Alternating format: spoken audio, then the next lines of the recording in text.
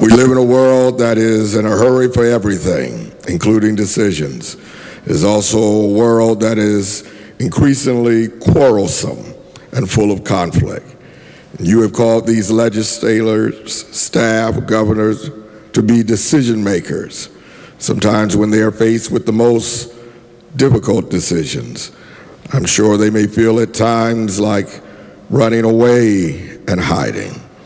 But with your help, you will guide them to make the right decision that will benefit our entire state of West Virginia. We know you have called these special group of men and women to stand in your place as fair-minded adjudicators of order. Thank you for the example of your son, who taught us to be deliberate in our search for the right answer. We pause in a moment of quietness to ask your spirit to rest upon them. Give them the courage to rise to the challenge and not be overwhelmed by the tasks which they face today. In you, O God, we claim the opportunity to become beacons of light in moments of darkness, and help us always remember, red, yellow, black, and white, we're all precious in your sight. Thank you for hearing our prayer. Amen. Amen. If all members and guests will please remain standing, we will be led in the Pledge of Allegiance by the lady from the 3rd Delegate Storage.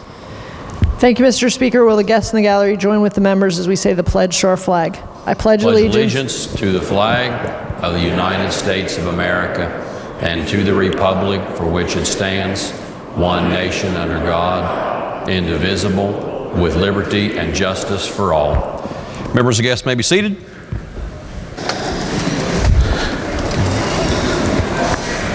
Reading of the Journal. Journal of the House of Delegates, Charleston, Thursday, February 20th, 2020. The Gentleman of the 3rd, Delegate Fluharty.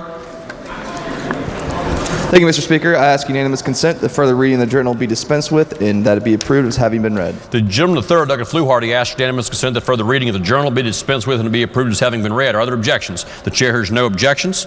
Lady from the 49th for an update on the calendar. Thank you, Mr. Speaker. Special calendar second reading, House Bill 4613 to House calendar.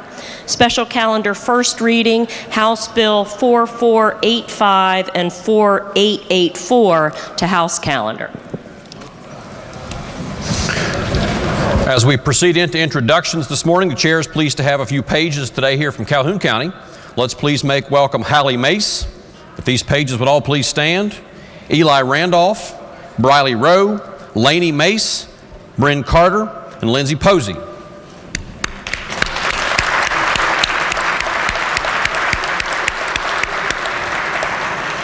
The gentleman of the 25th, Delegate Painter.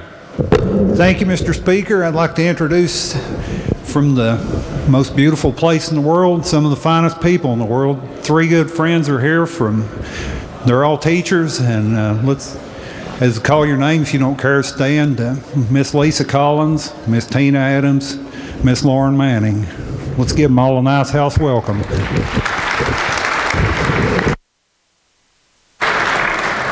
The gentleman of the 18th, Delegate Worrell. Thank you, Mr. Speaker. This morning I have in the North Gallery a freshman at Marshall University studying to be a teacher. She happens to be my daughter. She would stand up and the house would make her feel welcome. Thank you.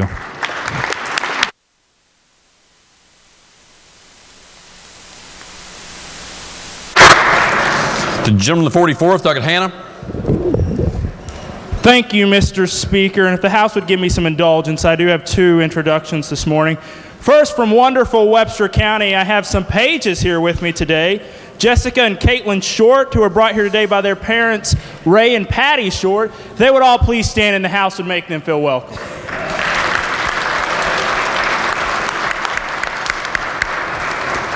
And also, Mr. Speaker, it is WVSU Day here at the Capitol, so I'd like to introduce some student leaders and colleagues of mine in student government and student senate. We have Colleen Miller, Rachel Harper, Micaiah Day, Curtis Workman, Lindy Legg, Tatiana Soares, Lainey Armstead, Shelley Drennan, and other WVSU students, if they would all please stand. And also, just anybody here for WVSU today, WVSU Day. If you would stand and the House would make them feel welcome.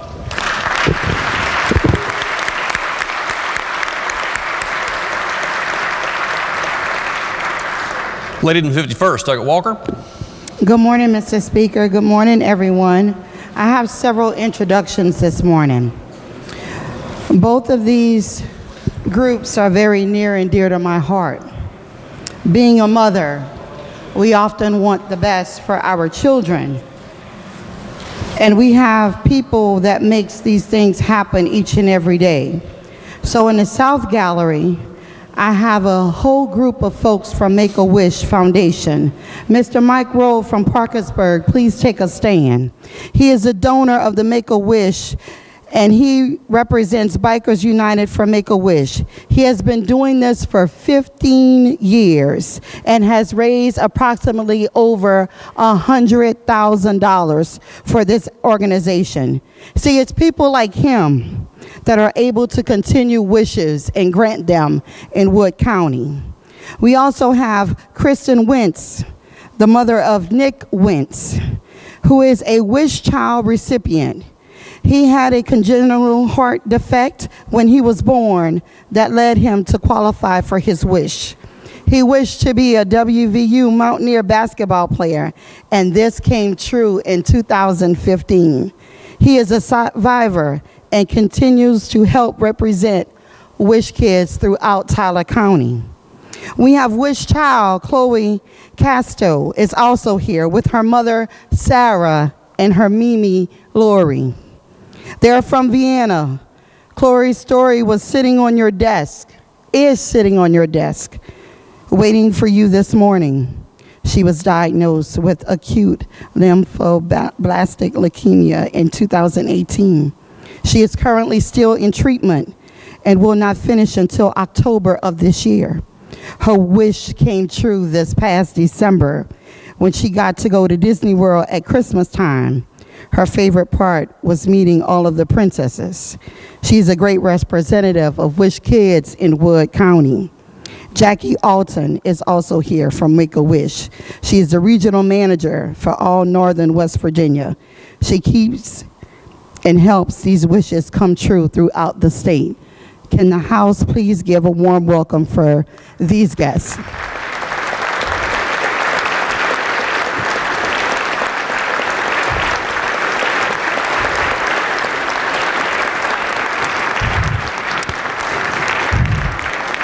Thank you, everyone. Mr. Speaker, I have someone who has inspired me by being a mother. She has empowered me by being a woman of color. She is my shero as she advocates for her son and many other West Virginians who face hair discrimination. You see, this mother took pain and turned it into power, and also is now part of the Human Rights Commission. Can the House please give a warm West Virginia Mountaineer welcome to Tarsha Boat?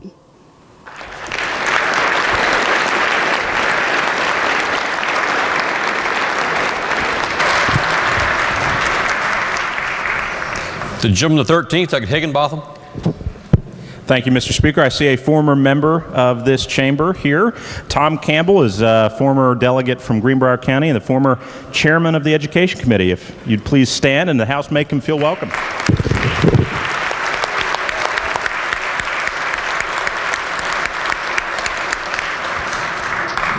The gentleman the 43rd, Doug Thompson. Thank you, Mr. Speaker. On behalf of Delegate Hartman and myself, today we are joined with my current student, Jocelyn Martin, if she would please stand. She is a senior at Elkins High School, and I have had the privilege of teaching her also a couple other years as well. The House would please make her feel welcome.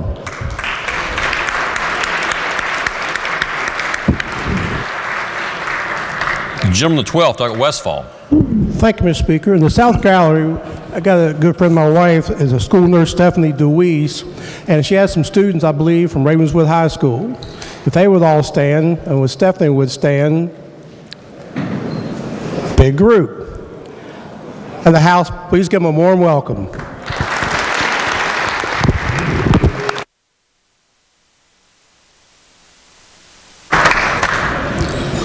The lady in the 65th, Doggett Brown.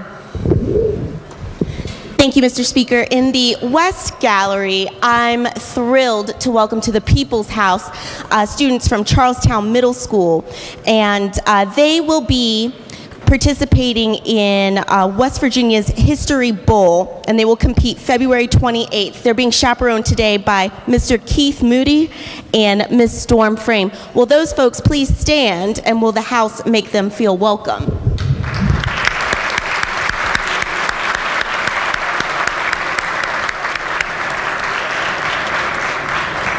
The gentleman 19th, Doggett Hicks. Thank you, Mr. Speaker. On behalf of Robbie Thompson and myself, I'd like to introduce several pages from Wayne County with us. These pages are from Wayne High School, and if you would stand when your name's called. They are Cheyenne Williams, Kenley Booth, Hallie Maynard, and Maddie Browning, and they are escorted by their parents, Brittany Williams, Lily Browning, Jennifer Bloss, and Principal Melissa Maynard. House, make them feel welcome.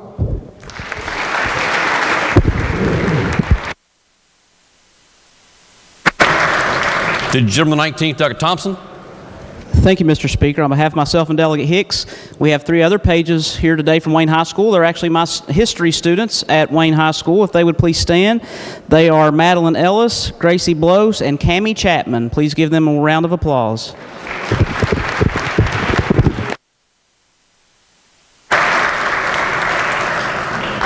The gentleman 42nd, Doggett Campbell.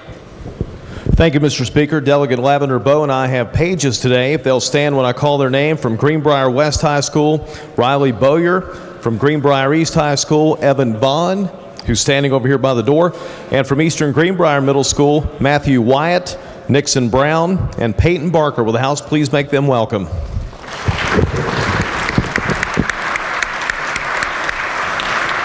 The gentleman before, Doggett Canestraro. Thank you, Mr. Speaker. On behalf of all the delegates from the Northern Panhandle and the West Gallery, we have 2 of our Northern Panhandle educators from Ohio County, Jackie Schreiner and her daughter Jenny Craig. If they would stand, and may the House make them feel welcome.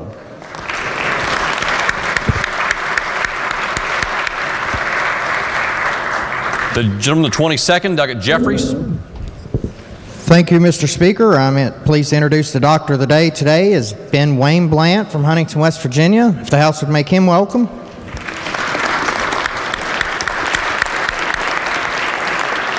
Also, Mr. Speaker, though they've already been introduced, on behalf of Delegates Maynard and myself up in the North Gallery is a few constituents of ours, Curtis Workman and Lindy Legg. If they would stand and the House make them welcome.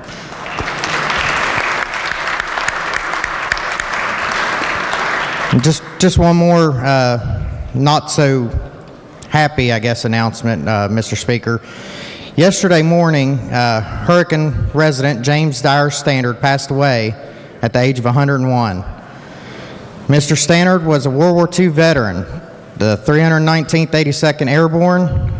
On D-Day, Mr. Stannard flew into Normandy on a glider plane with 14 or so other soldiers on his glider, crashing into a tree as the glider landed.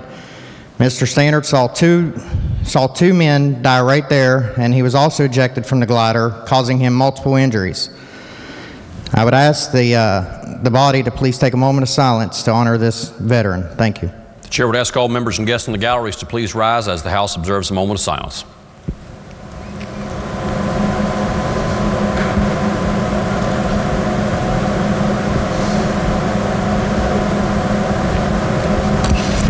All members and guests may be seated. The gentleman 37th, Doggett Pushkin.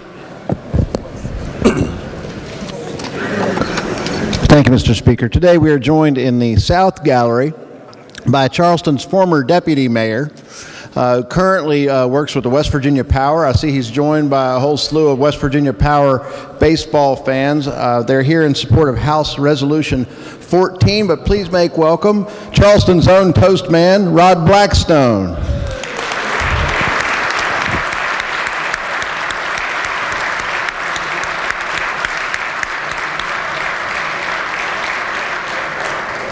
The gentleman 13th, Doggett Higginbotham. Thank you, Mr. Speaker. I failed to introduce a dear friend of mine up in the gallery, Susie Azevedo, with Congressman Alex Mooney's office. Please make her feel welcome.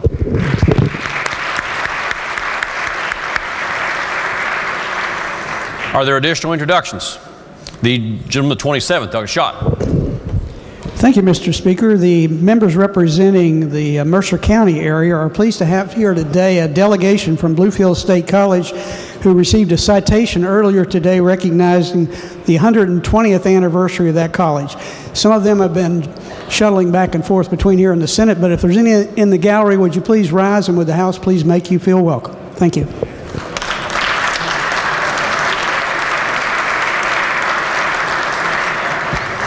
Are there other introductions? If not, reports of standing committees. Your Committee on Energy has had under consideration Committee Substitute for Senate Bill 554 relating to termination, expiration, or cancellation of oil or natural gas leases. Report the same back with amendment with recommendation that it do pass and that the second reference to the Committee on Judiciary be dispensed with. The report to be received. Lady from the 49th. Mr. Speaker, the two chairs have conferred on this matter, and I now ask unanimous consent that the second reference of the bill to the Committee on Judiciary be dispensed with. The lady from the 49th asks that the second reference to the Committee on Judiciary for Committee Substitute for Senate Bill 554 be dispensed with. Does the chair hear objections? No objections are heard. That reference will be dispensed with. Next report. Originating in the Committee on Education is House Bill 4967 relating to calculating net enrollment for homeschool students enrolled in one virtual school course in the public school system. It's reported with recommendation that it do pass, that it be referred to the Committee on Finance. The report to be received and the bill will be referred to the Committee on Finance. Your Committee on Education has had in consideration House Bill 2897 relating to driving restrictions in school zones. Reports back a Committee Substitute, therefore, with the recommendation that the Committee Substitute do pass. The report to be received. Your Committee on Finance has had in consideration House Bill 4665, reducing the amount of rebate going to the Purchasing Improvement Fund, and House Bill 4804, relating to comprehensive systems of support for teacher and leader induction and professional growth. Reports the same back with the recommendation that each do pass. The report to be received. Originating in the Committee on Finance is House Bill 4966, relating generally to updating the North American Industry Classification System Code references. Reported with recommendation that it do pass. The report to be received. Your Committee on Finance has had in consideration House Bill 4639, changing frequency of mandatory state inspections of motor vehicles. Reports back a Committee Substitute, therefore, with the recommendation that the Committee Substitute do pass. The report to be received. Your Committee on Judiciary has had in consideration House Bill 4705, including 3 types of cancer for which rebuttal presumption of injury from employment exists for firefighters, and House Bill 4929 relating to the administrative closing of stale or unprogressed estates. Reports the same back with recommendation that each do pass. The report to be received. Your Committee on Judiciary has had in consideration House Bill 2478, modifying the Fair Trade Practices Act, and House Bill 4717, Seizure and Forfeiture Reporting Act. Reports back Committee Substitutes, therefore, with the recommendation that the Committee Substitutes each do pass. The report to be received. Your Committee on Judiciary has had in consideration House Bill 4953, providing the PSC with authority to order the acquisition of failing utilities and a variety of tools to assist distressed and failing utilities. Reports the same back with recommendation that it do pass, that the second reference to the Committee on Finance be dispensed with. The report to be received. Lady from the 49th. Mr. Speaker, the two chairs have conferred on this matter, and I now ask unanimous consent that the second reference to the bill in the Committee of Finance be dispensed with. The lady from the 49th asks unanimous consent that the second reference to the Committee on Finance for House Bill 4953 be dispensed with. Does the chair hear objection? No objection is heard. That reference will be dispensed with. Next report.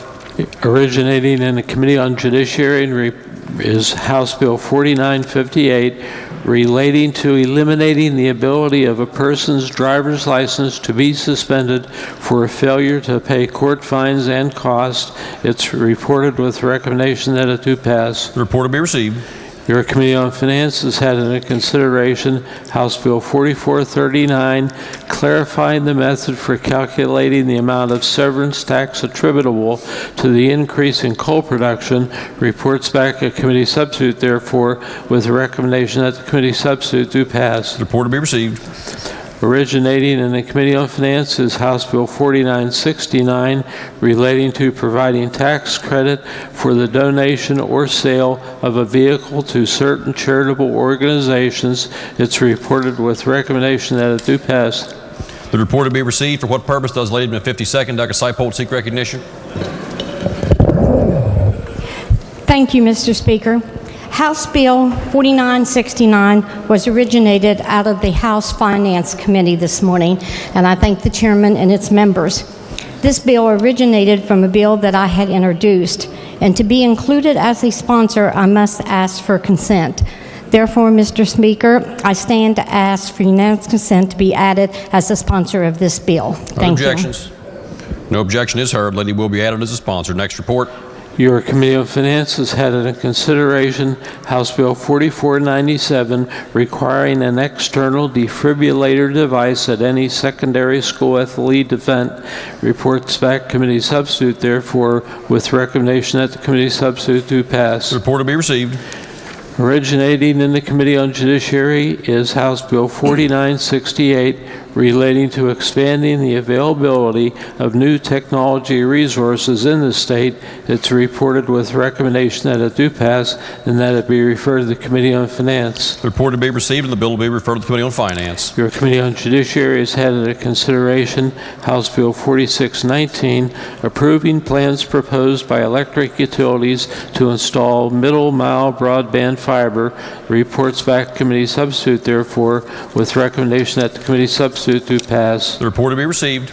Are there further reports of standing committees? If not, reports of select committees, messages from the executive, messages from the Senate. The Senate has refused to receive from its amendments a request of committee of conference of the two bodies on committee substitute for House Bill 4275, authorizing Department of Military Affairs and Public Safety promulgate legislative rules relating to the Fire Commission. The Senate conferees are Senators Weld, Takubo, and Jeffries. The message will be received. Lady from the 49th. Mr. Speaker, I move that the House agree to the appointment of a committee of conference of 3 from each House on the disagreeing votes of the two Houses, and that the Speaker be authorized to appoint conferees on the part of the House. The lady from the 49th moves that the House agree to the appointment of a committee of conference of 3 from each House on the disagreeing votes of the two Houses on committee substitute for House Bill 4275, and that the Speaker be authorized to appoint conferees on the part of the House. Those in favor of the lady's motion will say aye. Those opposed will say no. The ayes have it. Chair declares the motion adopted. On this conference committee, the chair appoints the gentleman of the 15th, Douglas Foster, the gentleman from the 29th, Douglas Steele, and the gentleman from the 20th, Douglas Brown. Next message from the Senate. The Senate is passed committee substitute for Senate Bill 163, relating to municipal or county taxation of hotel rooms booked through Marketplace Facilitator. The message will be received. The bill will be referred to the Committee on Government Organization. The Senate has passed committee substitute for Senate Bill 291, requiring PEIA and health insurance providers provide mental health parity. The message will be received. The bill will be referred to the Committee on Finance. The Senate has passed committee substitute for Senate Bill 502, relating to methamphetamine criminal penalty. The message will be received. Lady from the 49th. Mr. Speaker, I ask unanimous consent that the bill be taken up for immediate consideration, dispense with the committee reference, and read a first time. The lady from the 49th asks unanimous consent that committee substitute for Senate Bill 502 be dispensed with and the bill be taken up for immediate consideration and read a first time. Does the chair hear objection? The chair hears no objection. That request will be granted. The clerk will read the bill a first time. Committee substitute for Senate Bill 502, relating to methamphetamine criminal penalty. The bill will be advanced to second reading.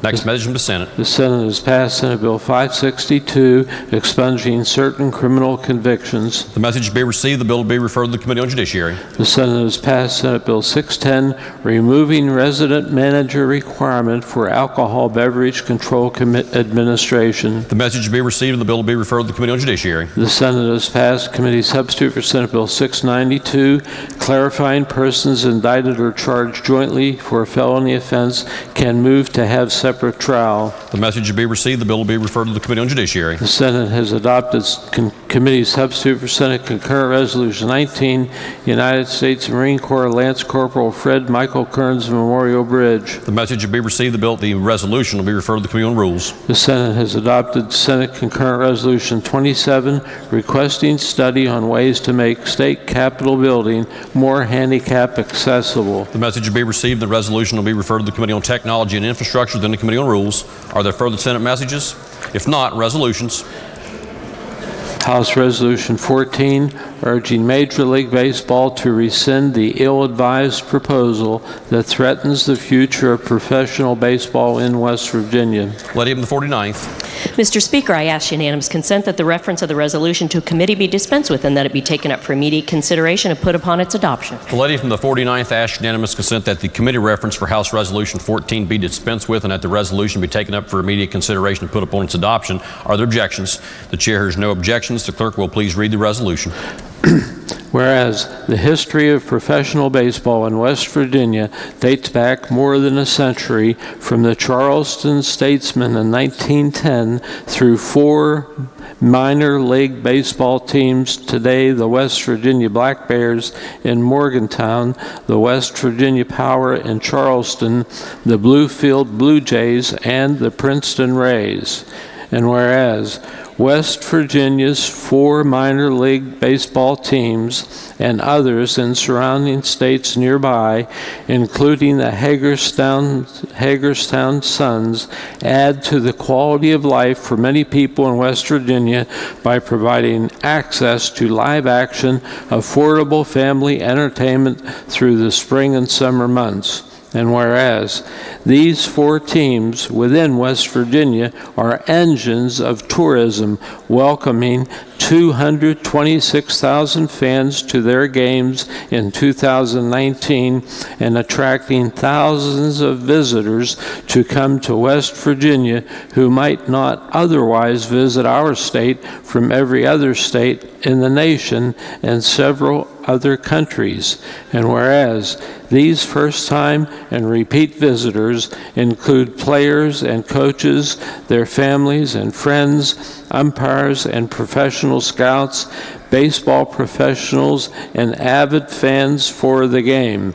And they stay in our hotels, eat in our restaurants, shop in our stores, visit our attractions, and discover our state in ways they might otherwise never experience. And whereas minor league baseball teams in West Virginia are small businesses that provide paychecks to dozens of full-time and hundreds of part-time employees in our state. From partnerships with hundreds of other West Virginia businesses, generate millions of dollars in economic impact, and assist West Virginia charities and community organizations in raising several $100,000 every year. And whereas a proposal from Major League Baseball seeks to eliminate 42 teams from its player development structure within minor league baseball, and, if implemented, would jeopardize the future of professional baseball throughout West Virginia and in other nearby communities in neighboring states. Therefore, be it resolved by the House of Delegates that the West Virginia Legislature hereby urges Major League Baseball to rescind the ill-advised proposal that threatens the future of professional baseball in West Virginia and the benefits in tourism, job creation, quality of life, and charitable assistance that our citizens and communities now enjoy because of minor league baseball in West Virginia. And be it further resolved that the Clerk of the House of Delegates forward a copy of this resolution to the Commissioner of Major League Baseball. The question before the House is the adoption of the resolution just read by the clerk. Are there members who wish to speak to the resolution? The gentleman at 35th, Douglas Scaff's recognized. Thank you, Mr. Speaker. And just briefly, as an avid baseball fan and former Little League All-Star, I can't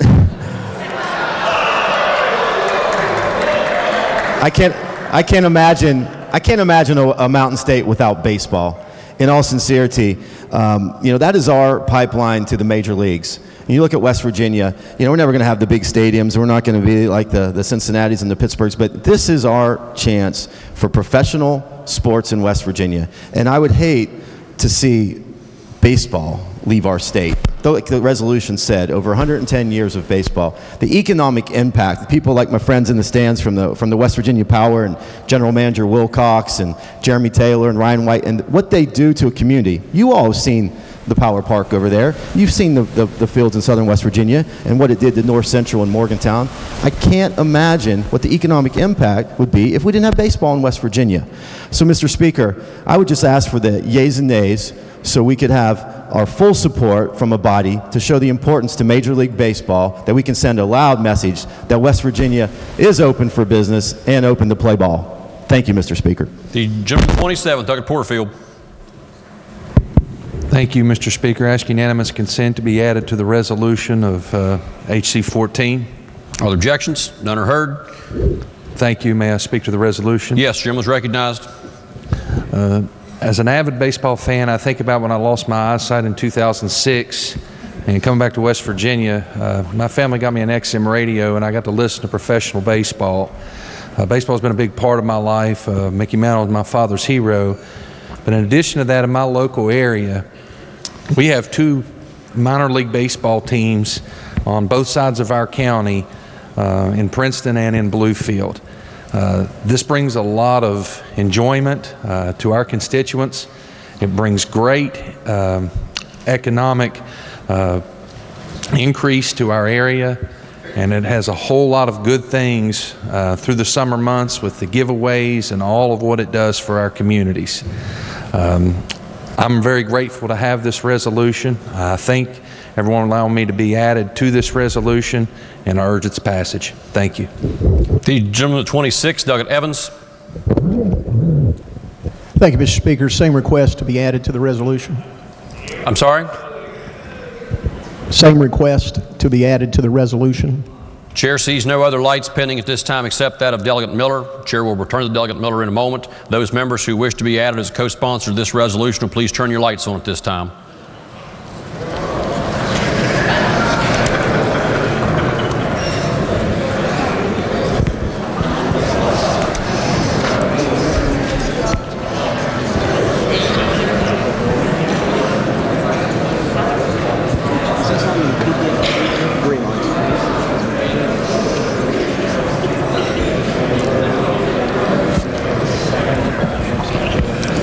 Mr. Speaker, also at the appropriate time, I'd like to speak to the resolution. Yes, gentlemen may proceed to speak while the clerk's taking down the names. Thank you very much. Mr. Speaker, this summer at the World Scout Jamboree, one of the biggest activities that the staff requested for the afternoon opportunities to leave the Jamboree was to visit the baseball teams in southern West Virginia. I was able to send numerous bus loads to Princeton and a couple even to Bluefield, one to the Beckley team, but we would like to make sure that continues here in southern West Virginia. I suddenly realized the impact when I was sitting here. We sold over $30,000 worth of just bus tickets to go to the ball games in southern West Virginia, Princeton and Bluefield. That's a lot of money into the bus companies here in West Virginia. So truly would like to do everything we can to urge that baseball remain in the great state of West Virginia. Thank you, sir. If the clerk will recognize Delegate Miller.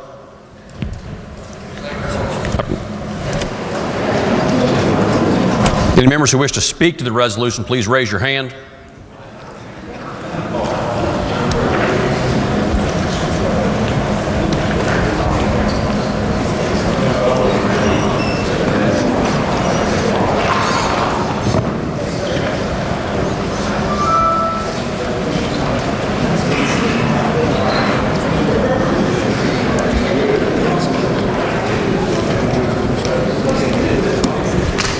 The gentleman at 58, Doug Coles.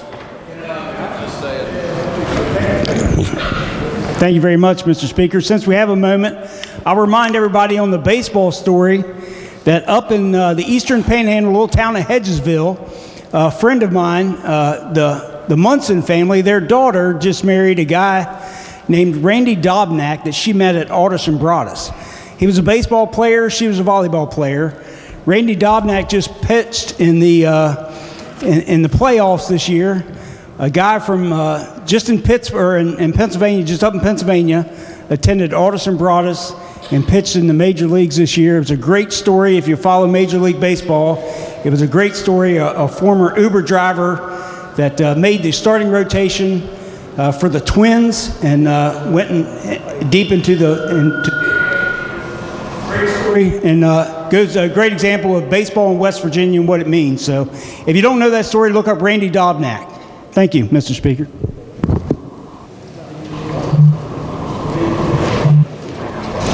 Do other members wish to speak to adoption of the resolution?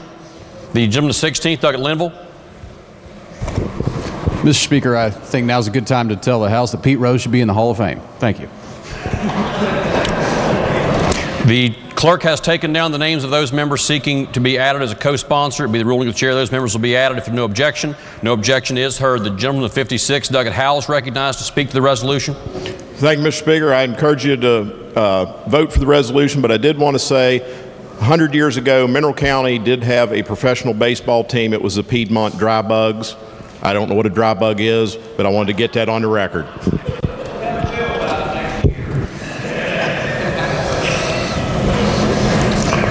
Do any other members wish to speak to adopt the resolution? If not, the question before the House is, shall the resolution be adopted? The gentleman from the 35th has demanded a roll call vote on the resolution. Is the demand sustained? The demand is sustained. The question is, shall the resolution be adopted? Those in favor of adoption will vote aye. Those opposed will vote no. The clerk will prepare the machine.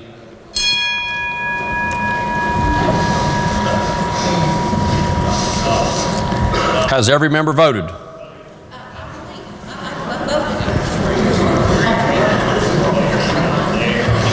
Has every member voted? If so, the clerk will close the machine and ascertain the result on this question. There are 98 ayes, 0 nays, and 2 members absent not voting. A majority of members having voted in the affirmative, the chair declares the resolution adopted. The clerk will please report the next resolution introduced. House Concurrent Resolution 103, French and Indian War Veterans Memorial Bridge. Resolution to be referred to the Committee on Technology and Infrastructure, then the Committee on Rules. House Concurrent Resolution 104, Hersey Maynard Memorial Bridge. Resolution to be referred to the Committee on Technology and Infrastructure, then the Committee on Rules. Are there further resolutions? The gentleman to 67th, Delegate Doyle, and the gentleman to 34th, Delegate Boggs, your recognition lights are both on. Do either of you seek recognition? Okay. Petitions, motions, bills introduced. House Bill 4961, making a supplementary appropriation to Bureau of Senior Services. Item the 49th. Mr. Speaker, I ask unanimous consent that the further reading of bills introduced be dispensed with and that each bill be considered as formally introduced and referred to the appropriate committees as indicated on the chamber automation system. The lady from the 49th asks unanimous consent that further reading of bills introduced be dispensed with and that each bill be considered as having been formally introduced and referred to the appropriate committees as shown on the chamber automation system. Are there objections? There are no objections. Unfinished business. House Concurrent Resolution 102, requiring the development of funding formulas for West Virginia's public institutions of higher education.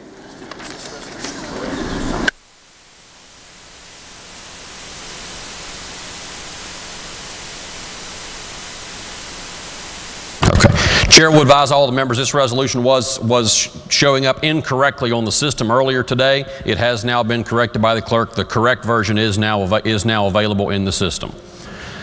The question before the House is the adoption of the resolution. Are there members who wish to speak to adoption of the resolution? If not, those in favor of the resolution will say aye. Those opposed will say no. The ayes have it. Chair declares the resolution adopted. Is there further unfinished business?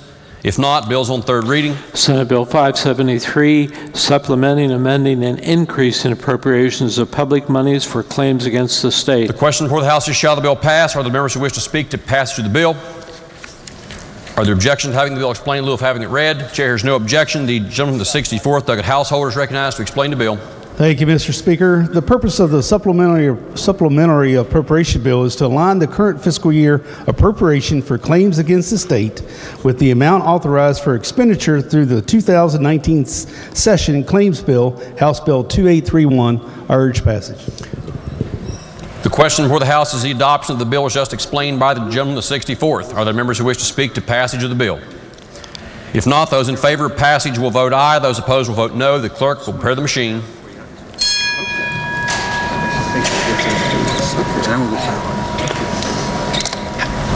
Has every member voted? If so, the clerk will close the machine and ascertain the result on this question. There are 97 ayes, 0 nays, and 3 members absent not voting. A majority of members elected having voted in the affirmative, the chair declares the bill passed. The clerk will please report the title. Senate Bill 573. Are there amendments to the title? If not, the title is read by the clerk will be and remain the title of the bill. Lady from the 49th. Mr. Speaker, I move the bill become effective and passage. The lady from the 49th moves that the bill be made effective from passage. Those in favor will vote aye. Those opposed will vote no. The clerk will prepare the machine.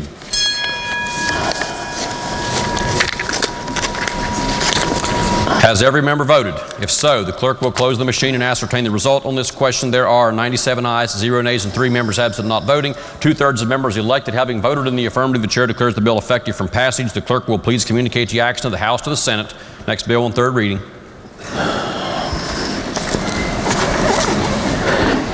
Committee substitute for Senate Bill 623, allowing non-citizen of U.S. to be eligible for teaching certificate. The question before the House is, shall the bill pass? Are there objections to having the bill explained in lieu of having it read? The chair has no objection. The gentleman at 27th, Delegate Ellington, to explain the bill.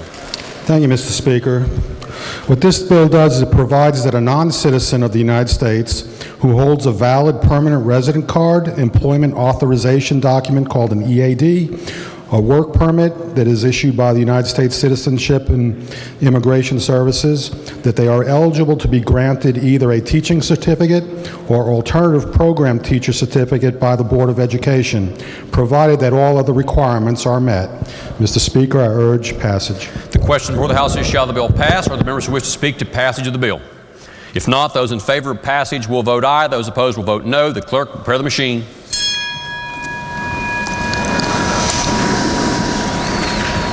Has every member voted?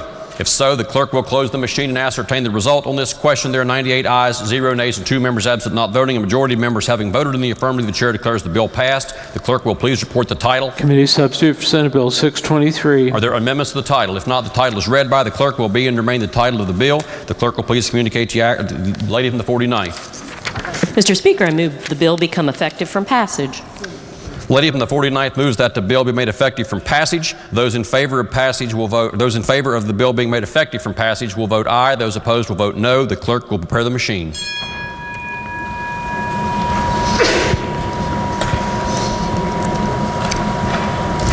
Has every member voted? If so, the clerk will close the machine and ascertain the result on this question. There are 97 ayes, 0 nays, and 3 members absent not voting. 2/3 of members elected having voted in the affirmative, the chair declares the bill effective from passage. The clerk will please communicate the action of the House to the Senate. Next bill on third reading. Committee substitute for House Bill 2321, allowing workers' compensation benefits for first responders diagnosed with post-traumatic stress disorder. This bill was advanced to third reading with the general right to amend. Are there amendments? There are no amendments. Then the question before the House is, shall the bill pass? Are there objections to having the bill explained in lieu of having it read? No objections are heard. The gentleman at 27th, Delegate Schott, to explain the bill. Thank you, Mr. Speaker. The purpose of this bill is to allow workers' compensation benefits for first responders who are diagnosed with post-traumatic stress disorder, which results from an event that occurred during their employment. First responders with a diagnosis of this disorder from a licensed psychiatrist and who can prove an on-the-job event triggered this condition can now collect workers' compensation if this bill is passed. Treatment can be conducted by other licensed mental health professionals once the initial diagnosis has been made by a psychiatrist. This will reduce cost and increase treatment availability. The continuation of benefits is made contingent upon continued treatment. Finally, a proviso requiring that the Joint Committee on Voluntary Fire Departments and Emergency Medical Services to study the implementation of this provision and report to the Legislature with modifications or additions to this section is provided in the bill. Mr. Speaker, that's a summary of the bill. I urge its passage. The The question before the House is, shall the bill pass? Are there members who wish to speak to passage of the bill? The lady from the 48th, Doggett Waxman, is recognized. Actually, Mr. Speaker, I just wanted to ask for a Rule 49. On the basis of... My son is a firefighter. Would be impacted by the bill. It would be the ruling of the chair that the lady would be a member of a class of greater than 5 and therefore should be directed to vote. The gentleman of the 17th, Doggett Lovejoy. Thank you, Mr. Speaker. I'd like to speak to the bill for a moment. Yes, gentleman is recognized. Proceed. The goal of this bill, as our chairman said, is to establish mental health parity in workers' comp for our first responders. You know, for years we've had this difference in workers' comp where without an accompanying physical injury, then mental conditions are not covered. But you know, there's something unique and different when we talk about our first responders. I think myself, it has to do with the nature of the job. Running into conditions and seeing things on a frequent basis that most of us, besides many of our heroes that serve here who are also first responders, could imagine. I like to give the example of you're driving down the road and you hit a dog in your car and you come outside and you hold the dog, you cradle the dog while the dog suffers and dies. That's a pretty memorable experience for any of us, and I bet you would remember that 20 years later. Now imagine instead of a dog, it's a person, and it happens over and over and over. How do you ever get that out of your mind? Well, the problem is we cope, and we cope in ways that maybe aren't the most healthy. Maybe we self-medicate. Maybe it's drugs. Maybe it's alcohol. Maybe it's adultery. Maybe it's violence in the house. Our men and women suffer, and their families suffer. In the Judiciary Committee, we heard testimony from a guy from my hometown named Bobby Coleman. Bobby Coleman talked about his son, Chris. Chris was a member of the Huntington Fire Department. Chris struggled with some demons. Chris was ordered off work for a number of weeks. Problem is, you get no paid time off for this condition. So he used his sick time, he used his vacation time, and though he still wasn't ready to go back, he had to make a choice. Do I continue to stay off work and get better? Or do I feed Leanna? That's a choice he shouldn't have had to make. He went back to work. He went back to work too soon. And 2 weeks later, the hero that wore this helmet hung himself in his garage. His dad had the courage to come up to our committee and relay that story. And I'm telling you, it broke all of our hearts. It showed very clearly the need for paid time off, which is what this bill gives. Now, my friends, this bill's been through a long journey. It's been 3 years. We've been through 7 committees in those 3 years, and I want to take a moment to thank those committee chairs because we wouldn't be here today without them. The gentleman from the 22nd, Fire and EMS, the gentlelady from the 4th with political subdivisions, and the gentleman from the 27th, our Judiciary Chair. He not only allowed the bill to run, he appointed a study committee in 2019 that has worked for almost a year on the bill. And without him, we wouldn't be here today. Now, he said something earlier this week that really hit me. He said, you know, we run a lot of bills in this place, and some of them will save some lives. Well, my friends, I submit to you, we have one of those here today. You have a choice before you today. I know there are some concerns about cost. I know there are some concerns about how this unique thing will work out. And I pledge, as I know most of you will, to work with our friends in the Senate to work on every one of those issues until we can make this happen. In that way, you have this choice today on how you vote. Now, my friend Nick, he had no choice when duty called him to respond to that apartment fire back 10 years ago. He did what duty required him to do, and he and his family live with it today. My friend Daniel back home had no choice when he was called to go to those accident scenes in drug houses. He simply did what duty required, and he and his family live with it today. My friend Jerry had no choice when duty called him to that hillside in November of 1970 when that plane crashed. He did what duty required, and he lives with it today. And finally, our friend Chris, he had no choice when duty called him into those scenes, those drug houses and fires. He did what duty required, and his family lives with it today. I submit we didn't give him a real choice back in November of 18 when he ran out of that sick and vacation time. So let's do it now. Let's do what duty requires of us, and let's help those people that help us every day. gentleman to 17th, Dr. Rohrbach. Thank you, Mr. Speaker. I would ask that the words just spoken by my other delegate from the 17th be printed in appendix to the journal. Are there objections? No objections are heard. Ladies and gentlemen, again, before we proceed, the chair has heard from a number of members. At this time, the chair has only a few number of lights on and has recorded those members. If you, your family member, or anyone in your household is or is connected to a volunteer fire department member who will be impacted by this bill and you wish a ruling by the chair under Rule 49, please ring into the system now with your recognition button.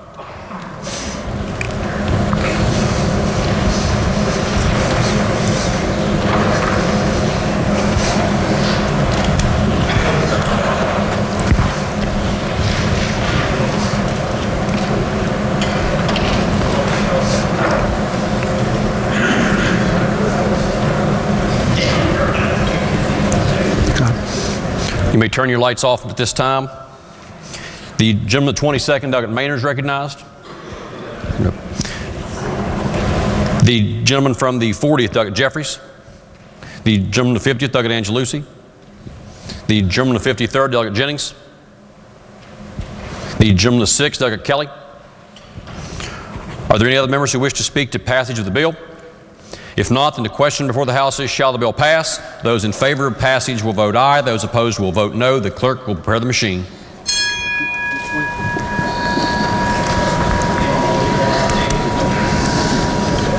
Has every member voted?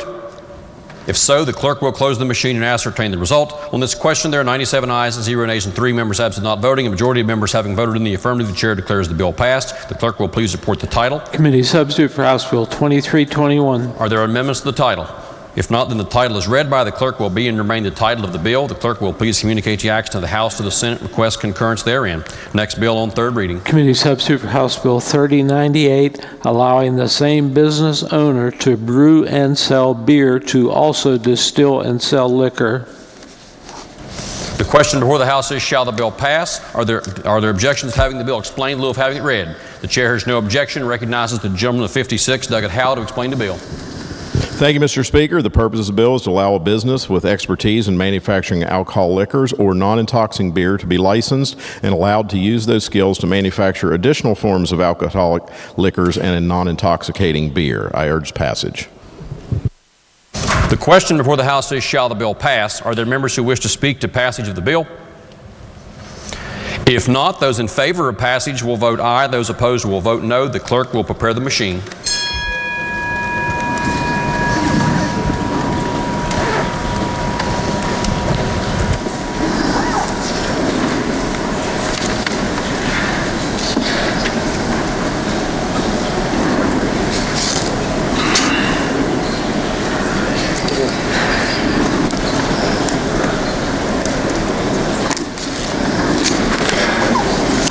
Has every member voted?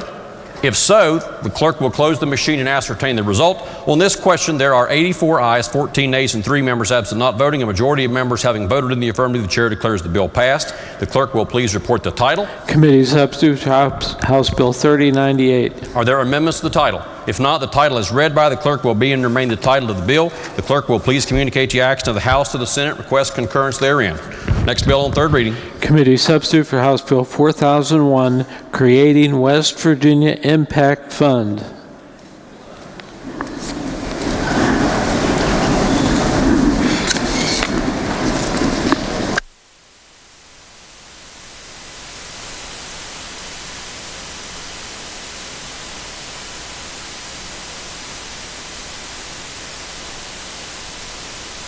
This bill was passed, is that?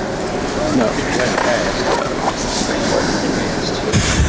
This bill was passed to third reading? Was it advanced to third reading? Or have we advanced it?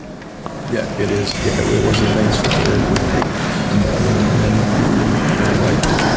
This bill was advanced to third, has been advanced to third, with the general right to amend and amendments pending. Are there amendments? Delegate Householder and Bates move to amend the bill on page 12, section 9, line 11. Chair recognizes Delegate Householder. Thank you, Mr. Speaker. I ask unanimous consent to withdraw my amendments. Without objection, the amendment is withdrawn. Further amendments? Delegate Householder moves to amend the bill on page 12, section Chair 8. recognizes Delegate Householder. Thank you, Mr. Speaker. I ask unanimous consent to withdraw my amendment. Without objection, the amendment is withdrawn. Further amendments. Delegate Hanshaw moves to amend the bill on page following the enacting clause by striking out the remainder of the bill and inserting in lieu thereof the following. Yes. Gentleman from the 33rd, Delegate Hanshaw. Mr. Speaker, I ask unanimous consent to explain the amendment in lieu of having it read.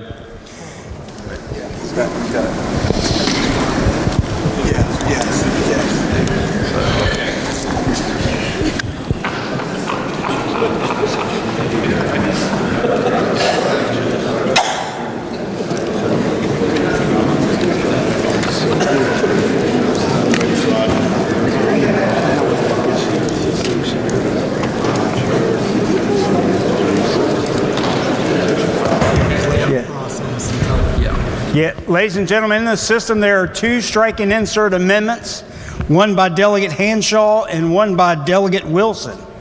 We'll explain both of those amendments, but the adoption of one will preclude the consideration of the other one.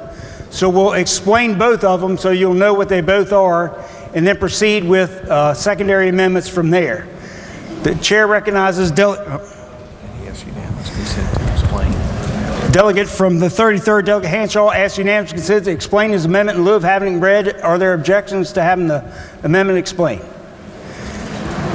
There are none. Thank you, Mr. Speaker. And ladies and gentlemen, thank you for your patience on this bill, and thank you to those who have worked so hard over the course of the past 3 weeks to help perfect the strike and insert amendment that is now before the House. We are dealing today with a complicated area of law and a complicated procedural situation, so please give me your indulgence as I explain the strike and insert amendment that's now before you, recognizing that you will have an opportunity to hear at least one other strike and insert amendment before we proceed forward today. House Bill 4001 and the strike and insert amendment that's now before the House, which will become the bill if adopted, proposes to take a step forward in terms of how we pursue economic development here in West Virginia. The bill as before us, the strike and insert amendment that is before us, proposes the creation of a vehicle to put West Virginia on an economic stage to attract and deploy capital investment on a scale that we aren't used to thinking about here in West Virginia. The bill, the strike and insert amendment as before you, proposes the creation of an entity called the West Virginia Impact Fund. And let me begin with what that is. The West Virginia Impact Fund, as envisioned in the strike and insert amendment, is simply a line item on the budget as a special revenue account. It's that and nothing more.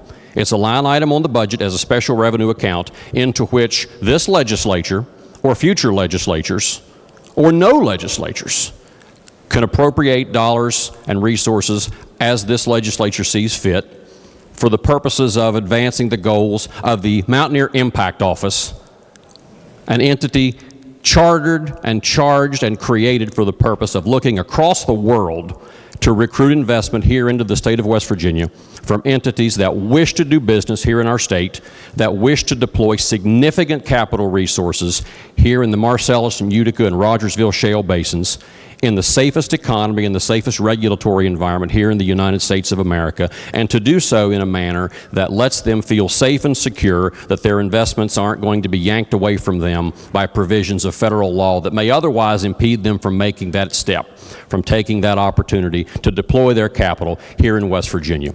So how might that work? How might the bill work, and how might it actually be deployed if the strike and insert amendment before you is adopted? It would work like this.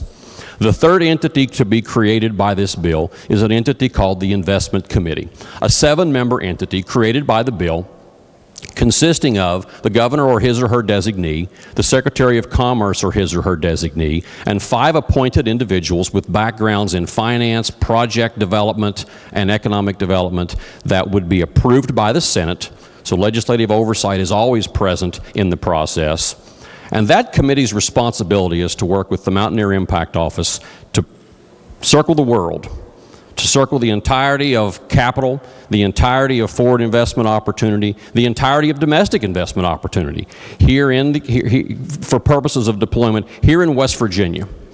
What we're talking about, ladies and gentlemen, is a vehicle to facilitate the flow of non-tax dollars into our state for investment here in projects that will employ our citizens and pay taxes. and pay taxes. That's important, and I want to thank the gentleman from the 30th, the gentleman from the 64th, and the other members of the Finance Committee who helped us during consideration of this bill in the Finance Committee really get to the nature of what we're trying to do here, and that is to broaden and expand the tax base here in West Virginia. We want those entities that are deploying non-tax dollars here in our state to pay taxes, and to pay a lot of them, because that's the goal of what we're trying to accomplish here. So the Investment Committee, as envisioned by the Strike and Insert Amendment, will hire a managing director and a staff working within the Department of Commerce and their existing apparatus to circle the world, to pursue the entire universe of capital investment opportunities here in West Virginia and bring forward those projects that just simply need a stamp of approval, that just simply need a blessing, so to speak, from a sovereign entity, specifically the state of West Virginia in this bill, to let those investments be unleashed and deployed here in our state. That's the purpose of this bill. The purpose of this bill is to recruit here to our state those non-tax dollars, those entities that otherwise aren't putting their money here and need a vehicle through which to place the investment. How will it work? How will it actually work in practice? The Investment Committee and the staff of the Mountaineer Impact Office will bring forward projects that private investors around the world have said they wish to fund. They'll deploy resources that those non-tax dollar sources around the world have said they wish to deploy here in our state, here in the Marcellus and Utica and Rogersville shale basins, but aren't doing so now, or hesitant to do so now, for the fear of having their investment yanked away from them by applicable federal regulation and applicable federal law. We aren't talking about the use of tax dollars here. We're talking about a vehicle to deploy resources from outside the borders of our state, resources from outside the borders of our country, here into West Virginia in a manner that lets us reap the benefits of their investment.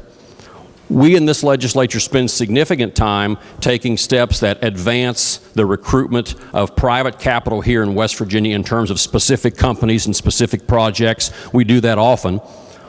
What we have not done is lower the barriers, or in fact remove barriers, to help those entities that wish to deploy that capital but aren't doing so now because there's some federal regulation, some federal rule prohibiting them from doing so, from making that investment here. The Strike and Insert Amendment before you to House Bill 4001 is the vehicle to do that. It's the vehicle to allow us, as the state of West Virginia, to say, this works. This is a project that we approve of. This is a project that we hereby give our stamp of approval for you, the private sector capital that wish to be deployed here, to come and do what you've said you want to do.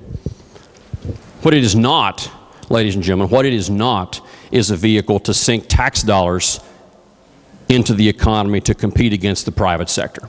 What it is not is a vehicle for the state of West Virginia to choose economic winners and losers in the marketplace. What it is not is a mechanism to put state tax dollar resources in competition with the private sector. It is none of those things. It is absolutely none of those things. It is a vehicle to allow us as the state to do what so many other states around the country have done with their citizens' tax dollars. Many of us here have strong feelings about whether that's appropriate. And if you are a person who believes that we ought not be taking tax dollars and choosing economic winners and losers in the marketplace, let me say to you, I agree with you. You are absolutely correct. That is not the proper role of government. But ladies and gentlemen, this binder represents the statutes adopted by every other state in the Union which have done exactly that. This binder represents the authorizing legislation for the 16 other sovereign wealth funds created around the country that have been capitalized by their citizens' tax dollars. And each of those funds, each and every one of those funds, is being used by their states, being used by their governments to simply buy economic development. They are choosing economic winners and losers. They are deciding as a state who wins and loses in the marketplace. And for so many of us, I think we believe that to be wrong. If that is your philosophy, I am among that camp. That is an incorrect use of state government. So how do we deal with that? How do we play in that marketplace? How do we play in that environment when our neighbors and our fellow sovereign states are using their state's tax dollars? We do it with a novel structure. We do it with the structure envisioned in House Bill 4001. We do it with a vehicle that lets us act in a manner that flows capital from non-tax dollar sources into our state in significant enough quantities to be able to match the kind of economic enhancement opportunities with private sector investors that are otherwise being done by public tax dollars in other states. Let's take a specific example. Let's take a very specific example of how the Mountaineer Impact Office, the Investment Committee and its staff, as envisioned in this strike and insert amendment, would be deployed. When the Investment Committee and its staff and the Managing Director at the Mountaineer Impact Office have heard from capital sources around the world that the state of West Virginia may be a fine place to locate a fertilizer facility, may be a fine place to locate a fertilizer factory. We talk a lot about ethane crackers here in West Virginia. We know we're a natural gas rich environment. We talk a lot about ethane crackers here in our state, but realize that the second biggest use of fossil energy in the world, in fact, is agriculture. And natural gas fired fertilizer plants use almost as much natural gas as a cracker. So maybe the Mountaineer Impact Office has said, we have heard from significant investors around the world that they want to invest their capital in a project in the Appalachian Shale Basin region to stand up a fertilizer facility. Under the strike and insert amendment before you, the Mountaineer Impact Office is authorized to stand up a freestanding legal entity, a limited partnership created at law that exists as a freestanding entity in which the state of West Virginia is only a player, not the owner, not the controller, only a player, and into which all of those other sovereign entities around the world can invest their capital. That limited partnership then develops the fertilizer facility. It develops the fertilizer plant. It employs the West Virginia citizens. It pays the West Virginia taxes. It supports the West Virginia schools, just as it would if a private sector entity, if a private sector fertilizer company had stood that project up somewhere in the country on their own. This is a mechanism to simply de-risk projects. It's a mechanism to de-risk projects. In addition to the fertilizer plant, let's step one step to the left and say that the Mountaineer Impact Office, the Investment Committee, and the staff of the fund have identified a second project into which other sources of capital from around the world have said, we have an interest in that project there. We didn't have an interest in your fertilizer plant, but we have an interest in this project. We aren't in the business of running fertilizer plants. We're simply passive investors. We're capital sources. We aren't in the business of running petrochemical plants, but we realize the economic opportunity that would come from developing a petrochemical plant, and we want a piece of it. We want to be a part of that investment vehicle. We want a seat at that table. The Mountaineer Impact Office is authorized here to stand up another limited partnership in which the Mountaineer Impact Office is but a player, not a controller, not an owner, perhaps not even an investor. Perhaps not a dollar is deployed into that limited partnership for the Mountaineer Impact Fund. Perhaps the fund has only stood it up and acted as the vehicle to initiate the formation of the limited partnership. But into that limited partnership flows the capital from around the world. It's able to flow into that limited partnership free from the threat of having its investment yanked away by the federal government. Those private sector investors are able to reap a return, and we are able to reap the benefits of having the 600 plus jobs that come with even the smallest of petrochemical facilities. So what safeguards have we built into this committee, or into this strike and insert amendment? Many. And I want to run through those for you now, because so many of you here were incredibly helpful in offering suggestions and proposed amendments that we've tried to incorporate now into the strike and insert amendment that is before you. In fact, the amendments from the gentleman from the 64th, Douglas Householder, and the gentleman from the 30th, Douglas Bates, which were withdrawn, have been incorporated into the strike and insert amendment that is now before you. What safeguards have we built in?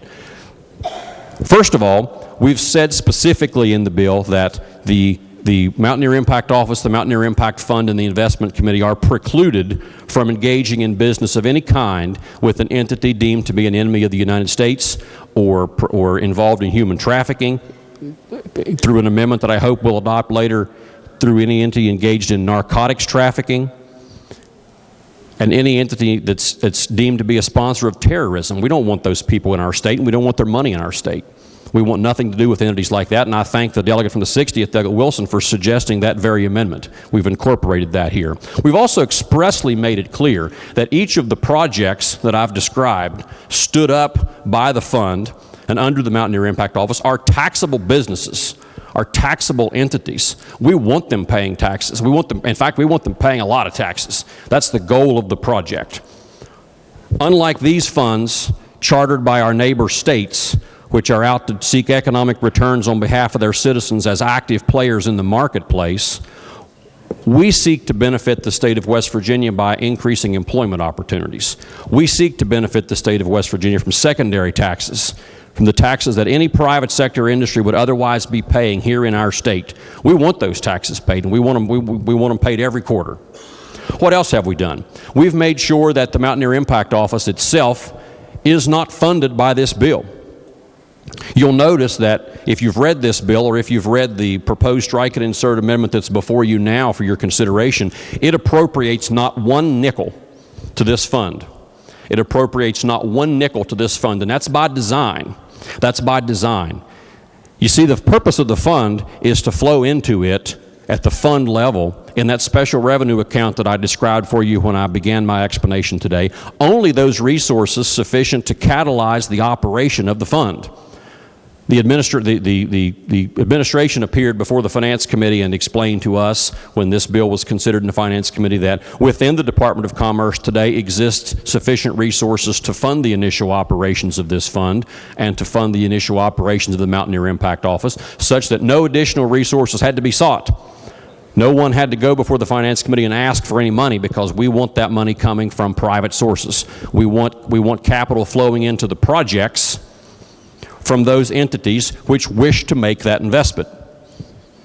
What else have we done? We've made sure that each one of those dollars that flow back into the fund, that flow back into that special revenue account line in the budget, remain available to this legislature. So for those who say that, or for those who are concerned that we have here an investment committee of 5 individuals appointed by the executive and confirmed by the Senate, who have access to significant capital with which they may be able to sway particular economic decisions in the economy, realize that that's false for at least 3 reasons. 1, no money flows into that fund that is not available to this legislature. This legislature could defund the entire fund at any moment. We have access and complete control of that money at every moment through an amendment that's contained within this strike and insert amendment before you. We wanted to make it absolutely clear that this legislature remains in control of every dollar. Second, the decision-making process for how capital is used remains where I think most of us want it to remain, and that is in the hands of the people whose capital it is. All of us here who make investments in the private sector know that we want control of our capital. We want control of the decision-making process for how our capital gets used and deployed. We've made sure that's the case by empowering the fund to stand up freestanding legal entities to facilitate and govern each and every one of these investments just like they would if this process were being done completely independent of any apparatus created by this bill.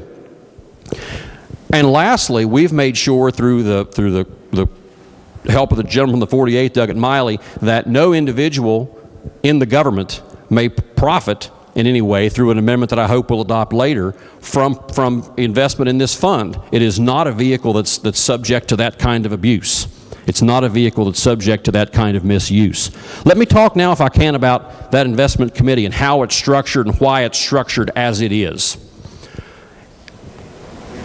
The 5 members appointed by the governor and confirmed by the Senate and the 2 members from the executive branch control the Mountaineer Impact Fund, the West Virginia Impact Fund, which contains in it only the resources that have been put there by this body, only the resources that have been put there by the state.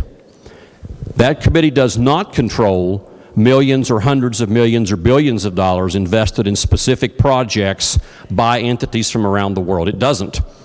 It doesn't. Each of those individual investors from around the world will have a seat at the table in governing how their particular funds get utilized. So why would we have the investment committee? Why would we have it appointed by the governor and confirmed by the Senate rather than have it consist of those who have put capital into specific projects approved by the fund? The reason we would do that is that the top line investment committee members are not controlling the capital of the non-state actors. Moreover, in each project stood up by the fund, in each project stood up by the Mountaineer Impact Office, will flow a subset of investors that will be different from project to project to project. So it wouldn't make sense, and we would not want investors in Project A controlling the capital of investors in Project B, which would likely be the case if we were to constitute the investment committee from individuals other than how it's described in the proposed strike and insert amendment before you. Let's get to the very bottom line and talk about why private sector investors from around the world would consider this a viable vehicle. What would be the benefit? What would be the benefit to a sovereign wealth fund of another nation or a corporate conglomerate domiciled somewhere other than the United States of America? What would be the benefit to them of utilizing a fund and utilizing a structure such as what we've described here? The benefit is certainty. The benefit is de-risking your investment. Because now those decisions, when they're made by entities sitting outside the borders of the United States of America, that decision-making process contains within it the uncertainty about whether those investments can be clawed back up to 2 years after they've been made by an entity called the Committee on Foreign Investment in the United States, the CFIUS Committee. That uncertainty, ladies and gentlemen, is a barrier. That uncertainty is a barrier that we are empowered and are in a position to help mitigate.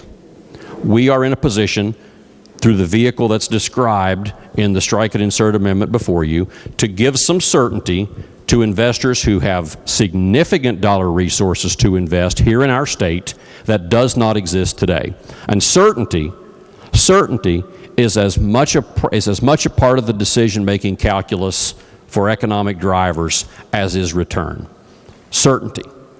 This bill is about certainty. It is about helping project to the world an image of certainty that they can invest in the state of West Virginia, that they can invest in our resources, they can invest in our borders, and feel safe and feel comfortable that their investment will yield them the returns they've anticipated without being yanked away by the federal government. The kind of controls that so many have come forward and said you'd like to see in this bill are important, and I thank every one of you who brought those forward because they're meaningful, they're necessary, and I've incorporated into our strike and insert amendment here as many of them as I could rationally conclude were necessary. We want that. We want each and every one of those safeguards to be present. We want them all to be, we want to project to the world an image of certainty and stability, and we want it to be completely above board and beyond reproach. We also want to say to the world that we are a capitalist society. We are not about having the state of West Virginia choose winners and losers. We are not about doing as other states have done and using citizen tax dollars to drive economic decision making. We are about letting private sector capitalist decision makers make private sector capitalist decisions. The vehicle before you, the strike and insert amendment to House Bill 4001, is a vehicle that puts in place an apparatus that allows we, the state of West Virginia, to say to the rest of the world, we are legitimately open for your business and we want you here. I'll be happy to take your questions after we've had the other strike and insert amendment explained. Before we proceed to further consideration of the strike and insert by the gentleman from the 33rd, the chair recognizes the gentleman from the 60th, Delegate Wilson, to explain his strike and insert. Thank you, Mr. Speaker. I'd like to defer to the gentleman from the 14th. Chair recognizes the gentleman from the 14th. But hang on, the clerk's going to report the amendment first. Delegates Wilson, Waxman, Butler, and Bartlett move to amend the bill. Barnhart moved to amend the bill by striking everything after the enacting clause and inserting in lieu thereof the following. Without objection, the chair recognizes the gentleman from the 14th to explain the amendment in lieu of having it read. Okay. Thank you, Mr. Speaker. Point of inquiry is this amendment in the system yet? We've been working since about 9:30 this morning to try to get it in here, and as far as I can tell, it is not yet.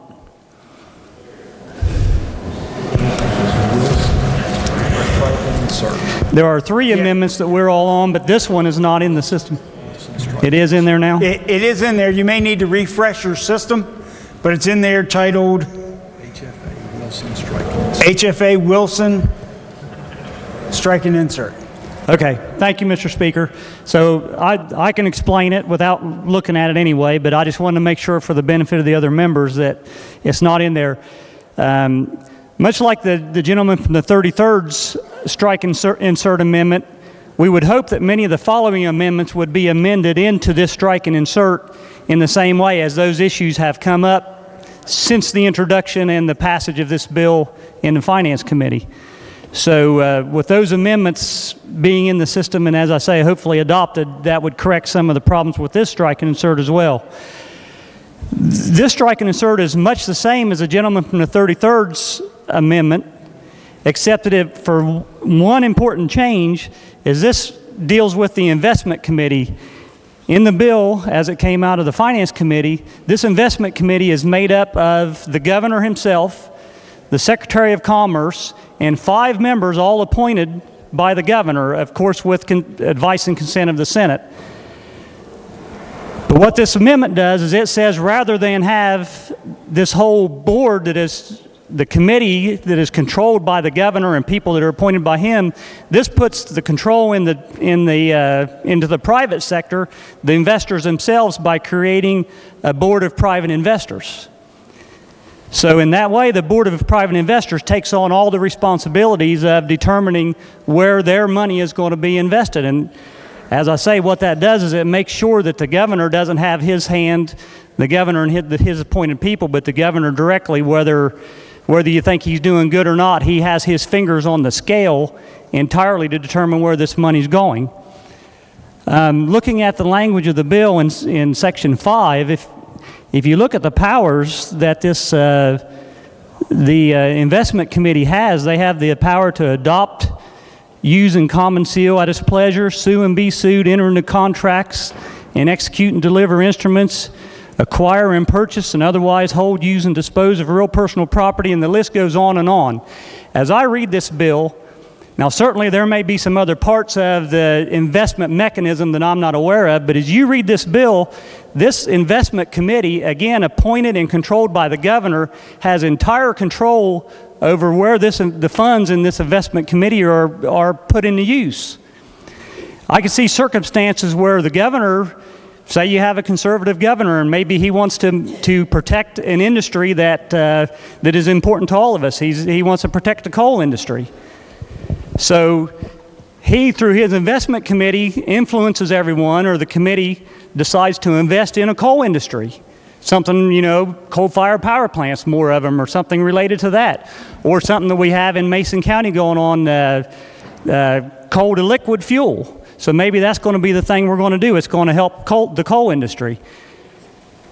The problem would be that we have the governor and his people and the legislature within this bill with the authority to invest in that coal industry, that coal-based industry, which in effect crowds out any other types of business that may want to move here. Let's say that at some point solar or wind become more viable for the state. So you have the coal industry who has the thumb of the governor and the legislature making sure the coal industry survives while we're passing regulations and keeping everybody else out of this. And the same thing could happen in reverse. Let's say we get what I would consider to be a liberal governor, and we want to have a solar-powered energy that we want the government to invest in. So the more liberal governor says, okay, we're going to invest in solar, and in that way, we're going to pass regulations and crowd the coal industry or the natural gas industry out. This takes care of that problem by putting all of this in the control of this board of private investors, where they determine where the money's invested, and the legislature is pretty much out of it, with the exception of, within this strike and insert amendment, we have the Senate President and the Speaker of the House and the Governor as board members who could, if it becomes an issue of national security or state security, or it's something that policy-wise we just think would not in any circumstance be good for West Virginia, they have the power to veto the decisions of this Board of Private Investors. So we have some oversight there. There also is a mechanism in here so that if those 3 members veto this decision by the Board of Private Investors, that they can appeal.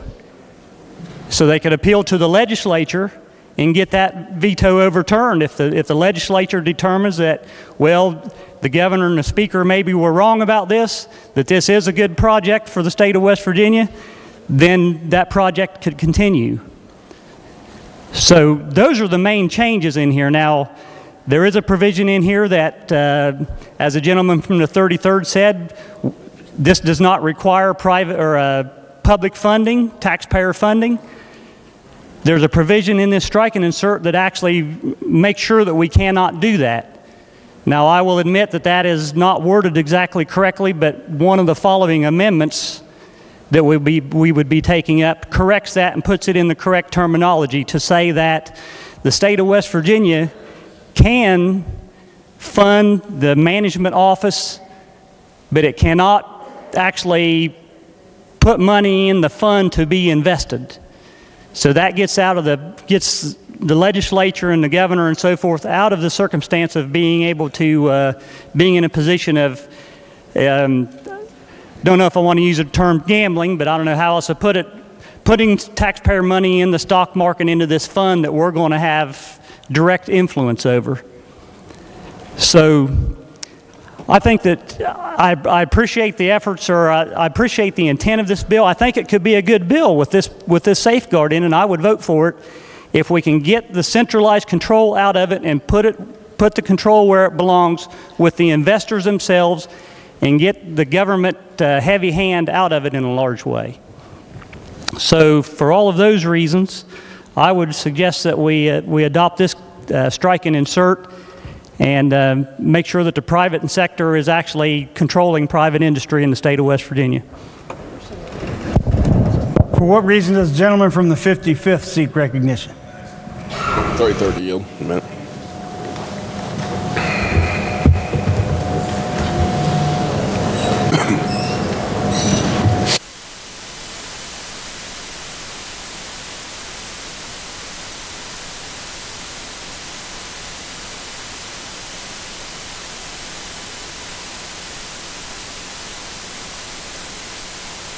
The question before the House is the strike and insert as offered by the gentleman from the 33rd.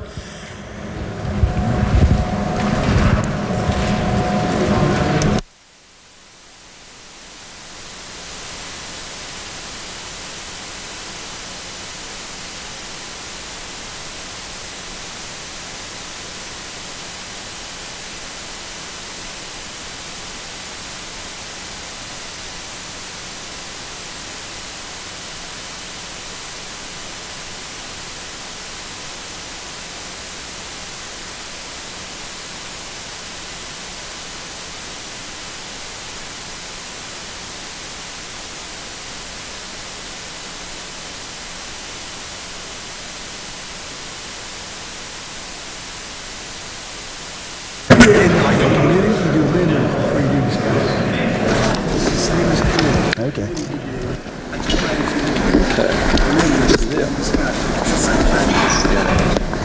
Are there amendments to the amendment? Delegates Wilson, Waxman, Butler, and Barnhart move to amend the bill on page 4, section 3, line 47 by inserting after the words narcotics trafficking the words human trafficking, sponsor of terrorism. Chair recognizes the gentleman from the 60th. Mr. Speaker, this is a pretty simple, straightforward concept here. My background's in national security, done a little research, I've conferred with a few people, and it seems to me these are the categories that we need to exempt from the opportunity to invest in our fund here, just to make sure that we are not supporting any dangerous regimes, criminal regimes, anyone who's involved in narcotics trafficking, human trafficking, terrorism, that sort of thing. Thank you, Mr. Speaker. I'm not against you. Point of order has been heard. Which amendment are we amending? Yeah, the question before the House is the Hanshaw Amendment, which is a strike and insert, and we are dealing with amendments to the amendment right now, the first one.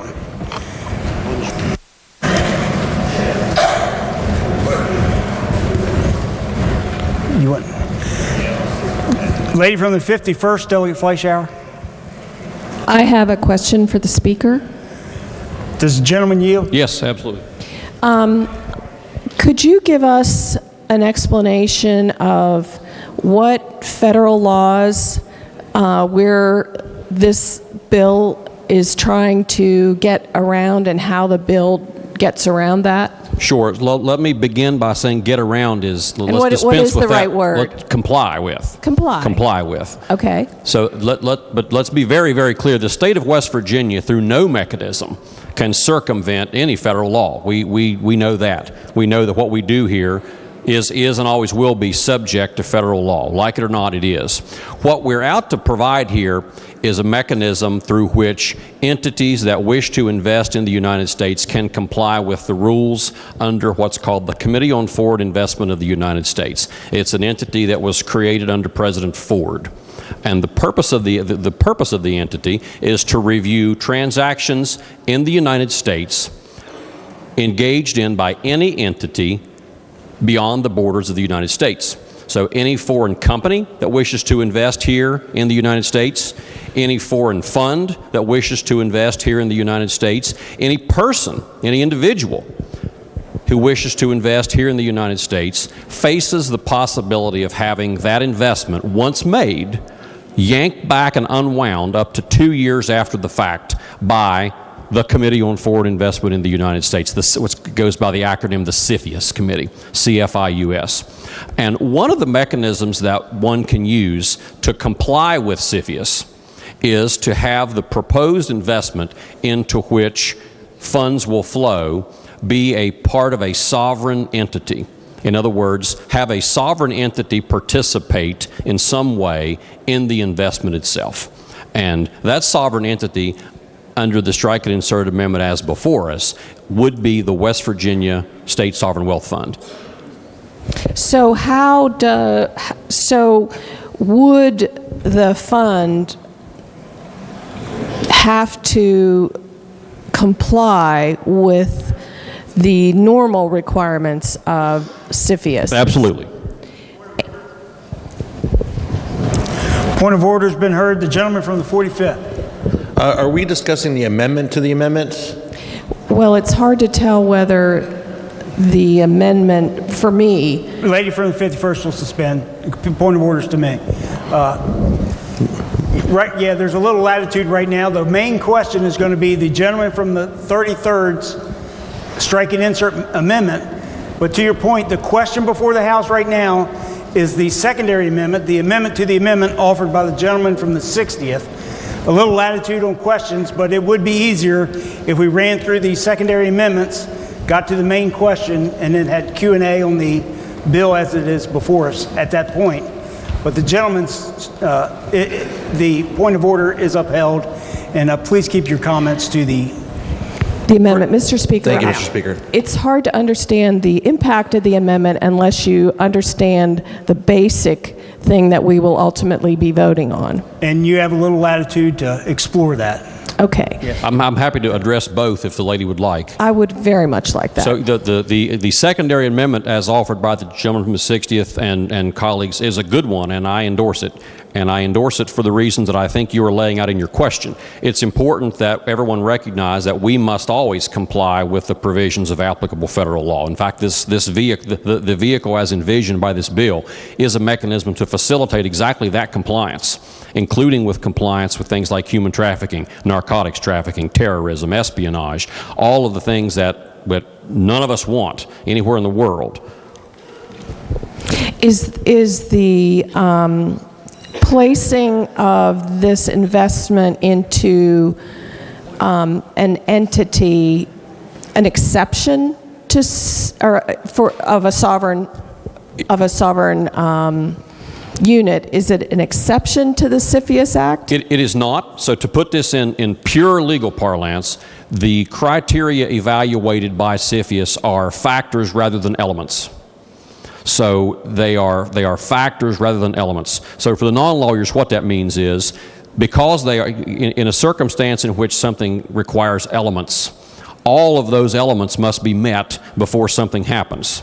In a case in which they are factors rather than elements, each are considered and given appropriate weight by the weighing entity as the weighing entity deems appropriate. In this case, the weighing entity is CFIUS. And whether a particular project is sponsored by, endorsed by, and participated in by a separate sovereign entity is a factor.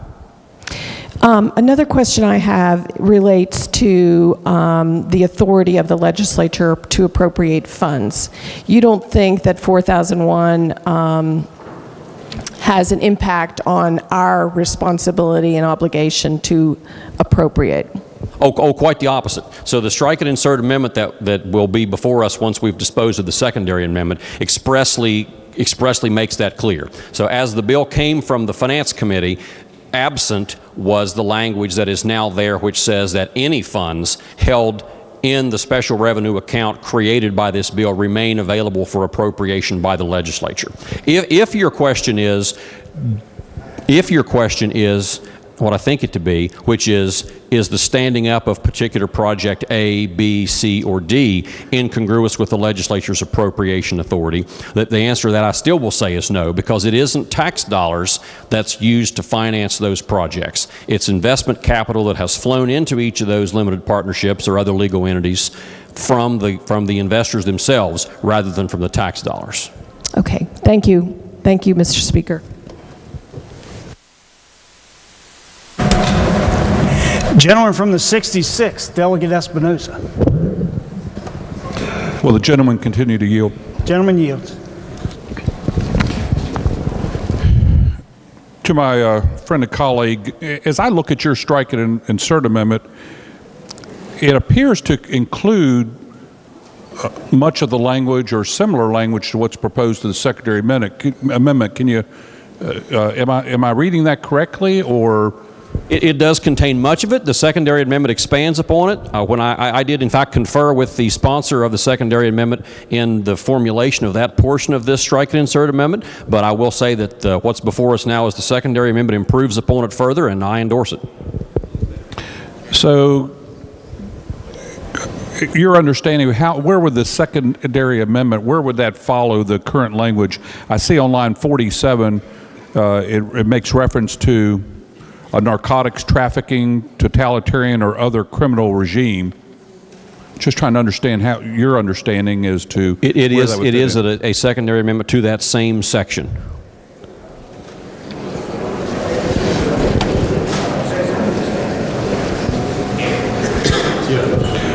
Just a moment, Mr. Speaker.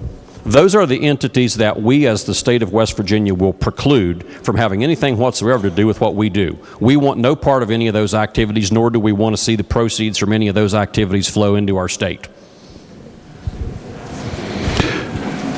So as I look at and perhaps it might be a better question for the sponsor, but I just want to, I know you've had an opportunity to review this, just want to understand how this would interplay with your proposed amendment. As I understand, the gentleman from the 60th Amendment, I'm sorry, the gentleman from the 60th Amendment, it would amend the bill on page 4, section 3, line 47 by inserting, after the words narcotic trafficking, the words human trafficking, sponsor, or terrorism. Okay, so it's simply adding those words in after. Yes, sir. Very good. Thanks for the clarification. Gentleman from the 55th with a question. Yeah. Well, the gentleman from 3030 yield. He. I'm going to call you Mr. Speaker, if that's all right. No offense, Speaker Pro Tem. So, the Committee on Foreign Investment in the United States is headed by the Secretary of Treasury, Secretary of Homeland Security, Secretary of Commerce, Secretary of Defense, Secretary of State, Secretary of Energy, and in tough cases, the President of the United States comes in and weighs in on it. That's the foreign. Or that's what we call CFIUS or CFIUS or whatever we want to call it, the acronym. That's the impediment on a lot of foreign investment in the United States, correct? I'll use the word "and" rather than "the." Okay. So And they generally, just to flesh it out, they generally look at investments from foreign countries that we deem or put on a danger list, or, for example, I'll use China because China's the one that gets used most of all. China's notorious for stealing technology in the United States. And so if it's something sensitive to the United States national security interest, they come in and block it. Is that a fair statement? Yes, the answer to your question is yes, although it's a bit more expansive than that. So the jurisdiction of CFIUS isn't limited to investments by countries. Its jurisdiction extends to investments by entities of all ilk. So foreign companies, for example, not just foreign countries, but foreign companies who wish to do business here in the United States are also subject to the jurisdiction of CFIUS. Right. So I got a foreign company that wants to invest, let's say $500 million in this United States company. They get together to do business, and then those two companies, and they have, basically my understanding of it is they can file a notice with the committee, and then they have 30 days or 60 days or whatever it is time period where they approve it and say you're not violating national security. Or if they don't do that, then there's what you were talking about earlier, a 2-year look-back period, correct? That's right. That's correct. Okay. Obviously, if you file the notice and they cancel it within a short period of time, then the deal's off. On the 2-year period, how does that work if they come in to roll back? Where's the money go under current? It's remarkably unclear, and that's part of the uncertainty sought to be provided by the proposal that's before you now. Okay. And so in essence, and you were up before the Finance Committee and we were having this discussion, the impact fund's basically a trust.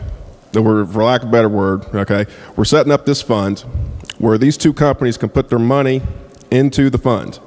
And then the state of West Virginia, more or less, or the other agency that we're setting up is going to be the trustee? No, sir, I need to stop you right there. I need to just make incredibly clear that the capital from investors who seek to do business with the fund will not flow into the fund created as the special revenue account envisioned by this bill. Will not. And there's an important reason for that. The state of West Virginia has no business acting as a private trustee for that capital. Where that capital will flow is into the level of each of the specific LPs chartered by the fund.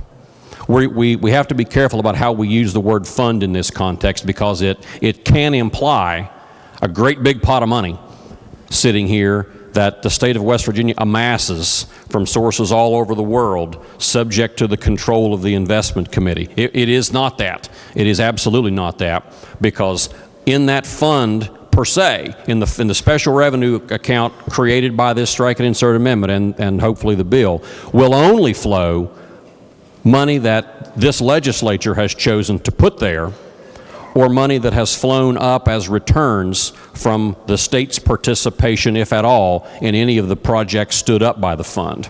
Each of the sub-funds, each of the limited partnerships could be thought of as the trustee-beneficiary relationship that the gentleman was describing. Okay, so I guess what I'm trying to figure out, and I get the general concept, the certainty, the advantage of a foreign company or a foreign country, however we want to do it, the foreign entity that's putting their money into using this process to try to commence this business deal.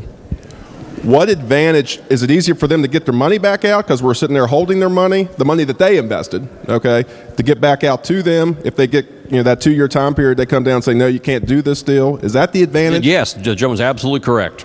Okay, so we're setting it up so basically you're not going to lose a ton. It's like it's $500 million that I was using. I'm putting this $500 million investing. We're going to sit it here. The state of West Virginia is going to be involved.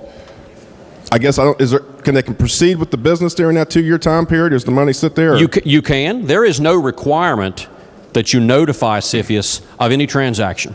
So what the gentleman described is what's called the pre-transaction notification, the pre-transaction notice, in which you can seek what would be to use the legal term, a declaratory judgment. You can seek a declaratory judgment from the CFIUS indicating that your transaction is okay. You don't have to do it. There's no reason why you have to do that, but if you don't, you roll the dice on having the committee unwind your investment up to 2 years after the fact, and then your money is largely out in the ether. It's been sunk into transactional costs, it's been sunk into resources, land, equipment, all the soft costs that go into standing up a project, which can't really be unwound. So the main purpose for the bill then, the way you envision it, is that uncertainty. They can put their money, use this process that this bill establishes, and then if the Foreign Committee Investment says no, let's say a year and a half in, this isn't going to happen because of our national security, they can recoup all that money without losing a bunch of it the way they currently act. That's correct. So that's your whole thought process, is basically to be a broker to make it easy to invest in the state of West Virginia for these business deals to go through. It's a big component of the overall thought process. Yes, sir. And is there also, I just want to clarify too, on foreign control, I think they typically look at complete or majority control with this foreign entity. That's correct. With the state of West Virginia being involved in it, it's not going to affect their factors that they look at, or will enhance the factors because we're not rubber stamping, but saying we're giving our approval to this deal. They can still come in at any time during that 2-year period for national security reasons and say no. Let me be very clear again. CFIUS can always do what it can do today. Whether this bill is, whether this legislature passes this bill or not, the Committee on Foreign Investment in the United States will have exactly the same jurisdiction that it has today. To get way down in the weeds for just a moment, there's a legal concept in corporate law called the separation of ownership and control. The trustee-beneficiary relationship that the gentleman from the 55th described earlier is an important part of that, and it's sort of the underpinning of modern corporate law in America. We can separate the ownership of an entity from the control of it. CFIUS jurisdiction is triggered by control, not ownership.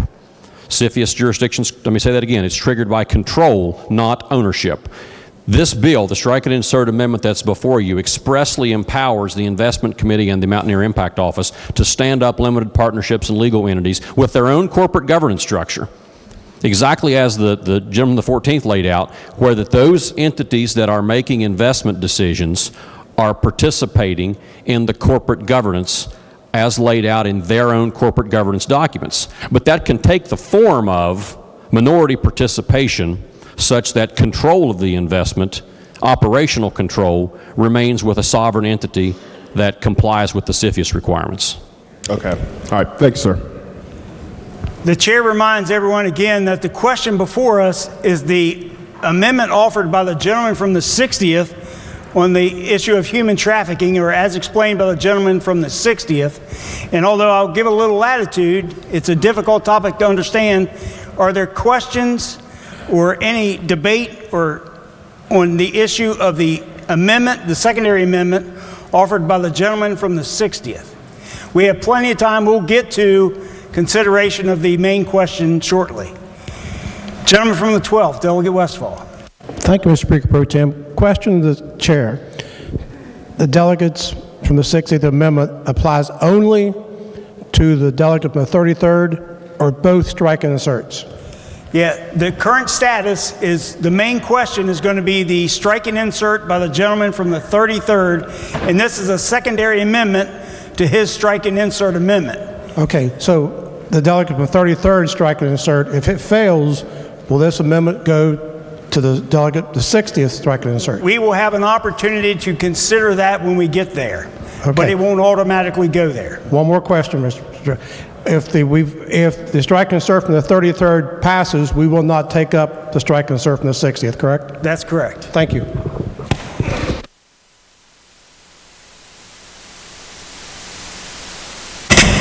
Is there further debate before I recognize the gentleman from the 60th to close debate? If not, the gentleman from the 60th to close debate on the amendment to the amendment. Thank you, Mr. Speaker. I'd like to note that I've conferred with the clerk, and we're going to add a comma just to make sure that the syntax is correct. I'd like to thank everyone for giving this consideration, and I request your yes vote. Thank you.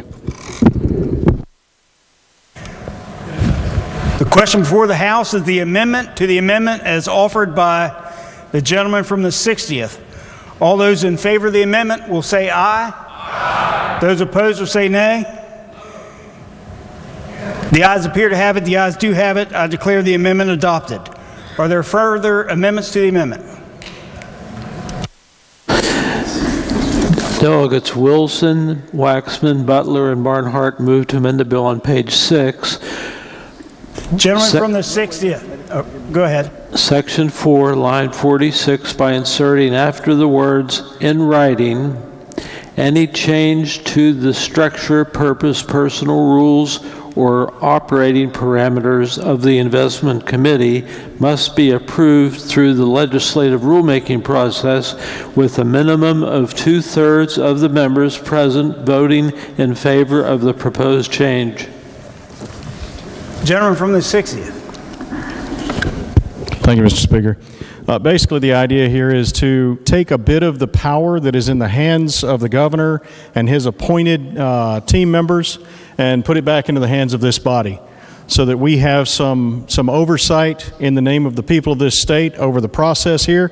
And if you'll note, what we're covering here is any change to the structure, to the purpose, to the personnel, to the rules, or to the operating parameters of the investment committee must be approved through the rules-making process of this body.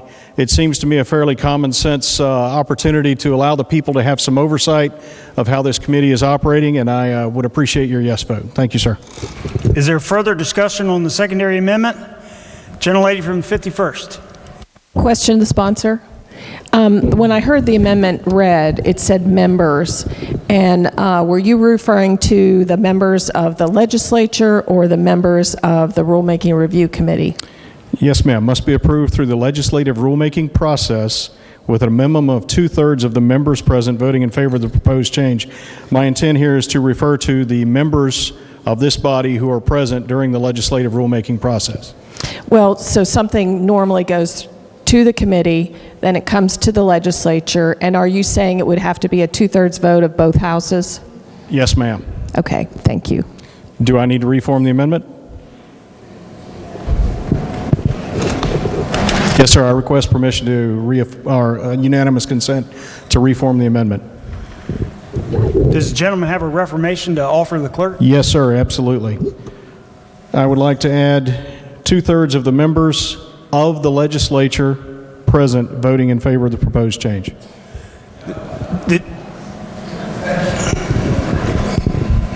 Gentlemen have to come to the clerk's office, or clerk's desk, please. Of each house of the legislature. Thank you, sir.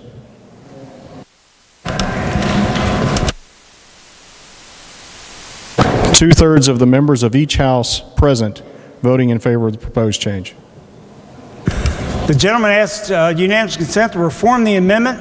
Is there objection? There's no objection. Thank you very much. Further discussion on the reformed secondary amendment. Gentleman from the 33rd. Mr. Speaker, ladies and gentlemen, the premise of the gentleman's secondary amendment is a good one, that we, the legislature, want to remain in control of how we invest the state's money and how we use our resources. However, I can't support this amendment, and I'll tell you why. I think if you actually read the text of the amendment, what you will find is that this amendment would, in fact, I believe, take power away from this legislature. Let me tell you why.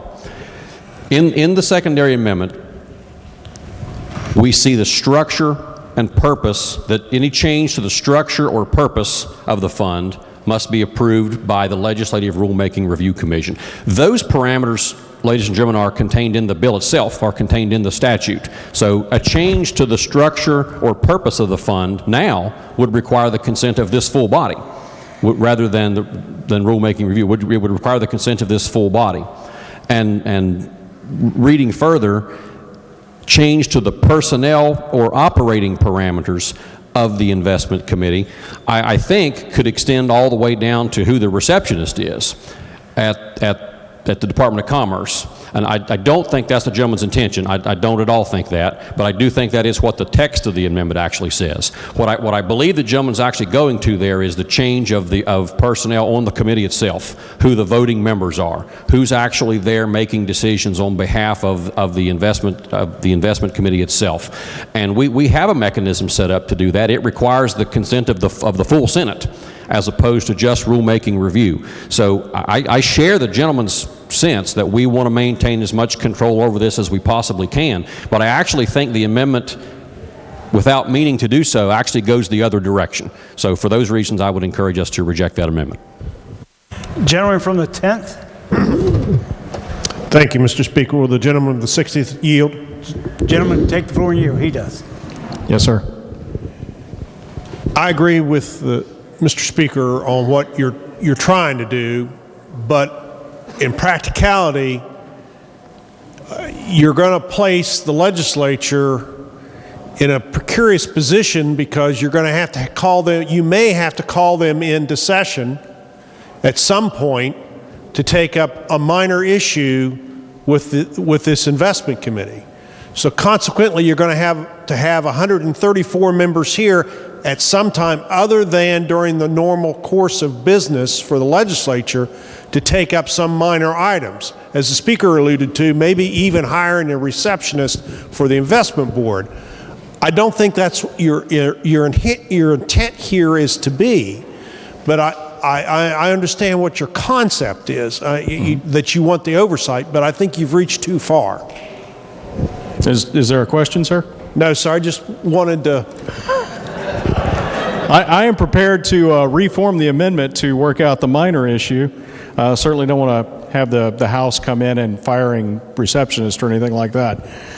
But if the gentleman would like to offer a reformation. No, sir. Thank you, sir. Gentleman from the 16th, Delegate Linville.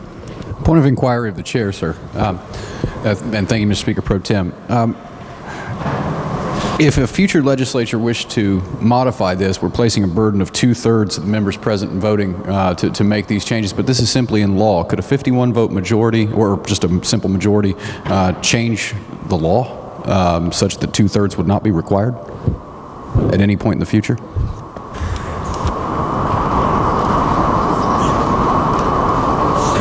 Well, that's certainly not a question of order for the chair, but I think we could change the law whenever we're. It was just an inquiry. Thank you. Gentleman from the 15th, Delegate Foster. Does the gentleman from the 33rd yield? Yes, certainly. Gentleman yields. Just a clarification. You said that, and here's what I'm trying to figure out in the rulemaking. The amendment says the legislative rulemaking process. Yes. And you said that it would take it out of the hands of the legislature. Is that they would take the ability of the change out of the hands of the legislature? Is that right, or? Well, there are various kinds of rules. So it's unclear to me whether the amendment proposed here is the actual legislative rulemaking process for legislative rules or if it's procedural rules. So we know that we have agencies that do in fact adopt those kind of, what I think would probably be the procedural rules here for the operating parameters. I think if the body were, if this entity were to promulgate operating parameters in the form of a rule, I doubt that they would be true legislative rules. I think they would probably be procedural rules. Procedural, and therefore would not come before the full body? Yes, sir. All right, thank you. As the mover of the question, gentleman from the 60th wish to close debate? No, thank you, sir. If not, the question before the House is the amendment to the amendment as offered by the gentleman from the 60th. A roll call has been demanded. Is the demand sustained? The demand is sustained. All those in favor of the amendment will vote aye. Those opposed will vote nay. The clerk will prepare the machine.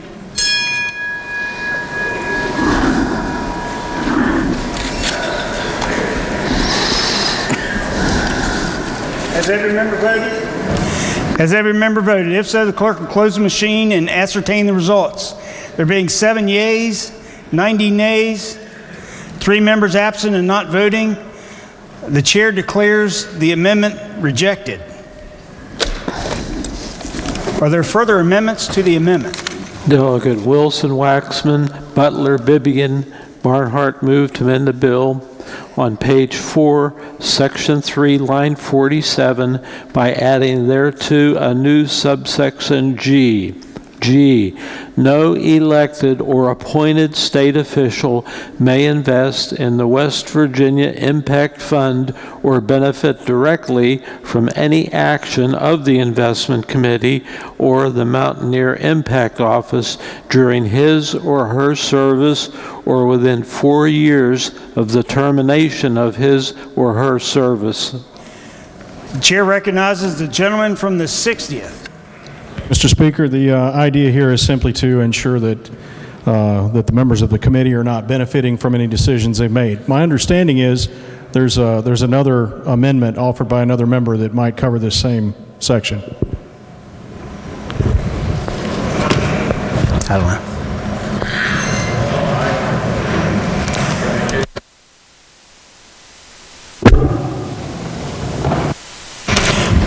Gentleman from the 33rd. Thank you, Mr. Speaker. Ladies and gentlemen, the point of the gentleman's amendment here is very well taken. It's a good concept, and we need to adopt it. However, I think we need to adopt it in the form of the next amendment rather than this one. I did have the opportunity to work with the sponsor of the amendment that follows immediately on behind this one, the one I think referred to by the gentleman from the 60th, which makes this exact point in this exact section, but does so in a way that makes it that restricts some of the what I think are the unintended consequences of the language. But on whole, the gentleman's point's very well taken. Chair recognizes the gentleman from the 60th. Permission to withdraw. Gentleman 60th asks unanimous consent to withdraw the amendment. Is there objection? If not, the amendment is withdrawn. Are there further amendments? Delegate Miley moves to amend the bill on page. Chair recognizes the gentleman from the 48th, Delegate Miley. Thank you, Mr. Speaker. A few years ago when we passed the Medical Marijuana Act, we put a provision in there that prohibited any public official from having an ownership interest in any of the entities generally, unless they've been out of public office for a year. Public official is defined by our Ethics Act, and this amendment essentially adopts the same language that would prohibit any public official from having a financial interest in any of the related entities that are established by this article. Further, we define financial interest so that it does not include anybody's investment in a mutual fund or some similar type of investment instrument, such that you own an interest in an investment fund, or excuse me, a mutual fund, and that mutual fund might own some shares in a business that invests under this impact fund. That just makes it clear that you have no control over what that mutual fund invests in, but at the same time, this alleviates any concerns that were shared with me late yesterday afternoon as to whether or not this would be an opportunity for some public official to invest in a company that's investing through this impact fund and having the impact fund board have their fingers or the thumb on the scale, as I heard described earlier. And I urge adoption of the amendment. Chair recognizes the gentleman from the 33rd. Thank you, Mr. Speaker. Ladies and gentlemen, this amendment and the amendment just before it embody the exact same concept. They are good ideas. We need to adopt this amendment as well. I encourage you to vote in favor. Is there further discussion on the amendment to the amendment? If not, the question before the House of the amendment to the amendment is offered by Delegate Miley. All those in favor will say aye. Aye. All those opposed will say nay. The ayes appear to have it. The ayes do have it. I declare the amendment adopted. Are there further amendments?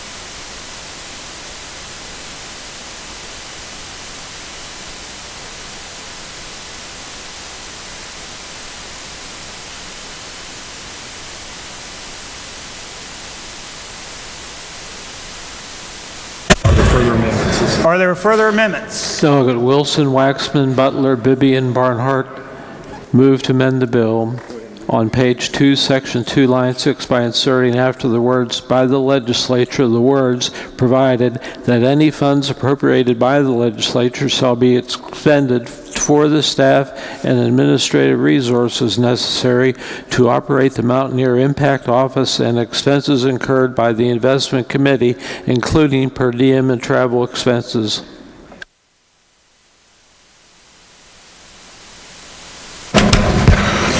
The question before the House is the amendment to the amendment as offered by Delegate Wilson et al.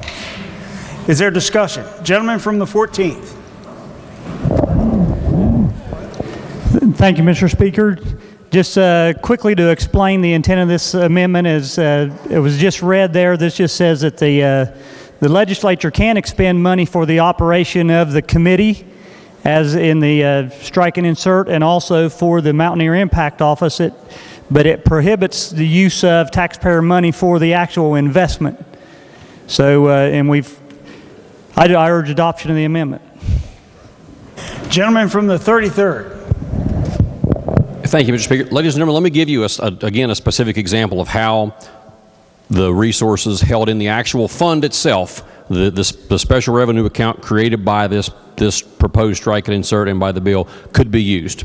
So in the circumstance in which investors from around the world have said to the managing director of the Mountaineer Impact Office, we think a fertilizer plant in the Utica Shale Play Basin makes sense, and we are interested in putting our capital into that, but we need you to prove to us 1, 2, 3, 4, and 5 before we put our capital there and before we actually stand up the limited partnership to make that investment and actually place it.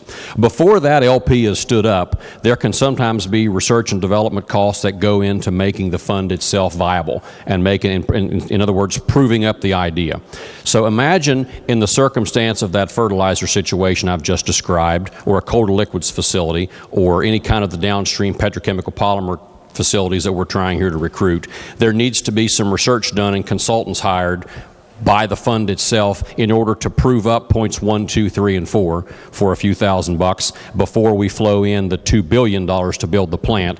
We need to give the fund the flexibility to be able to do that. Moreover, I think the legislature could at any time when making appropriations into this fund or any other condition receipt of those funds upon any set of parameters or conditions that this legislature may choose to impose. So I think the security and safeguards sought by the proposed amendment exist at law today and are tools available to this legislature at any time when we make appropriations. And for that reason, I think the amendment is largely unnecessary, and I would encourage that we reject it. Is there further discussion on the amendment to the amendment? Would the gentleman from the 14th as the mover, or the 60th as the mover of the question, like to close debate on the amendment? If not, all those in favor of the adoption of the amendment as offered by HFA Wilson et al., number 4, please say aye. Aye. All those opposed say nay. No. The nays appear to have it. The nays do have it. I declare the amendment rejected. The question now before the House is the strike and insert amendment as amended and offered by the gentleman from the 33rd. As a reminder, adoption of that amendment will preclude the consideration of the other strike and insert amendment, and therefore both are open for debate at this time. Is there discussion on the passage of the amendment or the strike and insert amendment offered by the gentleman from the 33rd? Gentleman from the 17th, Delegate Rohrback. Thank you, Mr. Speaker. I'd like to rise in strong support of this. On Wednesday of this week, I had an amazing opportunity to sit in Huntington with the CEOs of PayPal, Adobe, and Intuit. And I realized that that's the 21st century economy. This is a global economy, whether we like it or whether we don't. We're not in the 19th and 20th century anymore. We are in the 21st century. This bill is an attempt to get us on a global stage that, frankly, we're going to have to compete on, ladies and gentlemen, if we're going to be successful. So I would urge the members to adopt this bill, and let's do what we can to move this state forward, to generate the jobs, to get the investment here that we need. Thank you, Mr. Speaker. Gentleman from the 14th, Delegate Butler. Thank you, Mr. Speaker. I think the main difference between the two strike and insert amendments here is, one, do we want, the one we're considering right now, do we want the governor and his appointees to have entire control over the investments of the state, or should we leave it in the hands of the private investors? So I think the latter is better, so I'll be voting against this amendment, and I urge members to do likewise. Gentleman from the 51st, Delegate Hansen. Thank you, Mr. Speaker. Would the Speaker yield for an additional question? Yes. Gentleman yields. On page 4, there's a new paragraph F in the strike and insert related to the types of entities that should not be allowed to participate. Yes. And my understanding from previous questions is this has to do with the CFIUS committee, and or at least how we address some of those concerns that CFIUS might otherwise address. Well, not exclusively. Okay. Certainly that's an issue, and that paragraph bolsters our compliance. But I think it also speaks to a more fundamental purpose that the gentleman from the 60th, the lady from the 48th, the gentleman from the 14th, the gentleman from the 7th, and I all discussed a couple of weeks ago, and that is just who do we want to be our partners? Who do we want to work with? And who do we want to affirmatively say to the world we are not interested in working with? So it's not, I wouldn't say it's exclusively a function of compliance. I think it's also meant to be a statement of purpose. Okay, well, related to that paragraph, how does the investment committee ensure that they're not doing business with entities that are disqualified by this paragraph? It's my understanding that such a list of entities is maintained by the U.S. Department of State. And what happens if it's discovered after an investment is made that the entity actually falls into one of these categories? So that is an interesting part of how and why this bill is necessary in the first place. So in an age of digital diplomacy, we'll call it, the relationship status between the United States and entities and nations around the world change sometimes hourly, not just daily, but sometimes hourly. So what you see in the structure of the bill is an awful lot of operational flexibility, and part of that flexibility would be the ability to almost immediately divest an investment, and the investment committee would be empowered to do that at almost any time. Would CFIUS still look back, or would CFIUS still have the opportunity to claw back or to unwind a transaction within 2 years? It would have every bit as much authority as it has today. This bill doesn't in any way impede the jurisdiction of the Committee on Foreign Investment in the United States. And if that's the case, then how does this provide greater certainty for investors? So if other entities with which we may seek to provide an opportunity through this vehicle are on a, we'll call it a steady state track in terms of relations with the United States of America, then the perspective of CFIUS would remain on a steady state track. It's only if one actor or the other steps out of bounds with respect to the current relationship status between the two that change would happen. Okay, thank you. Gentleman from the 25th, Delegate Painter. Thank you, Mr. Speaker. Pro Tem, would the gentleman from the 33rd yield? Yes. I've got a few questions here. So, what is there in this bill to prevent this fund from being used like a political hammer to punish people that, for whatever reason, not like some people in here that have fallen out of favor with the government for whatever reason? I think what you see, Delegate, is not so much what's in this bill, but what is not. And what is not in this bill is any money.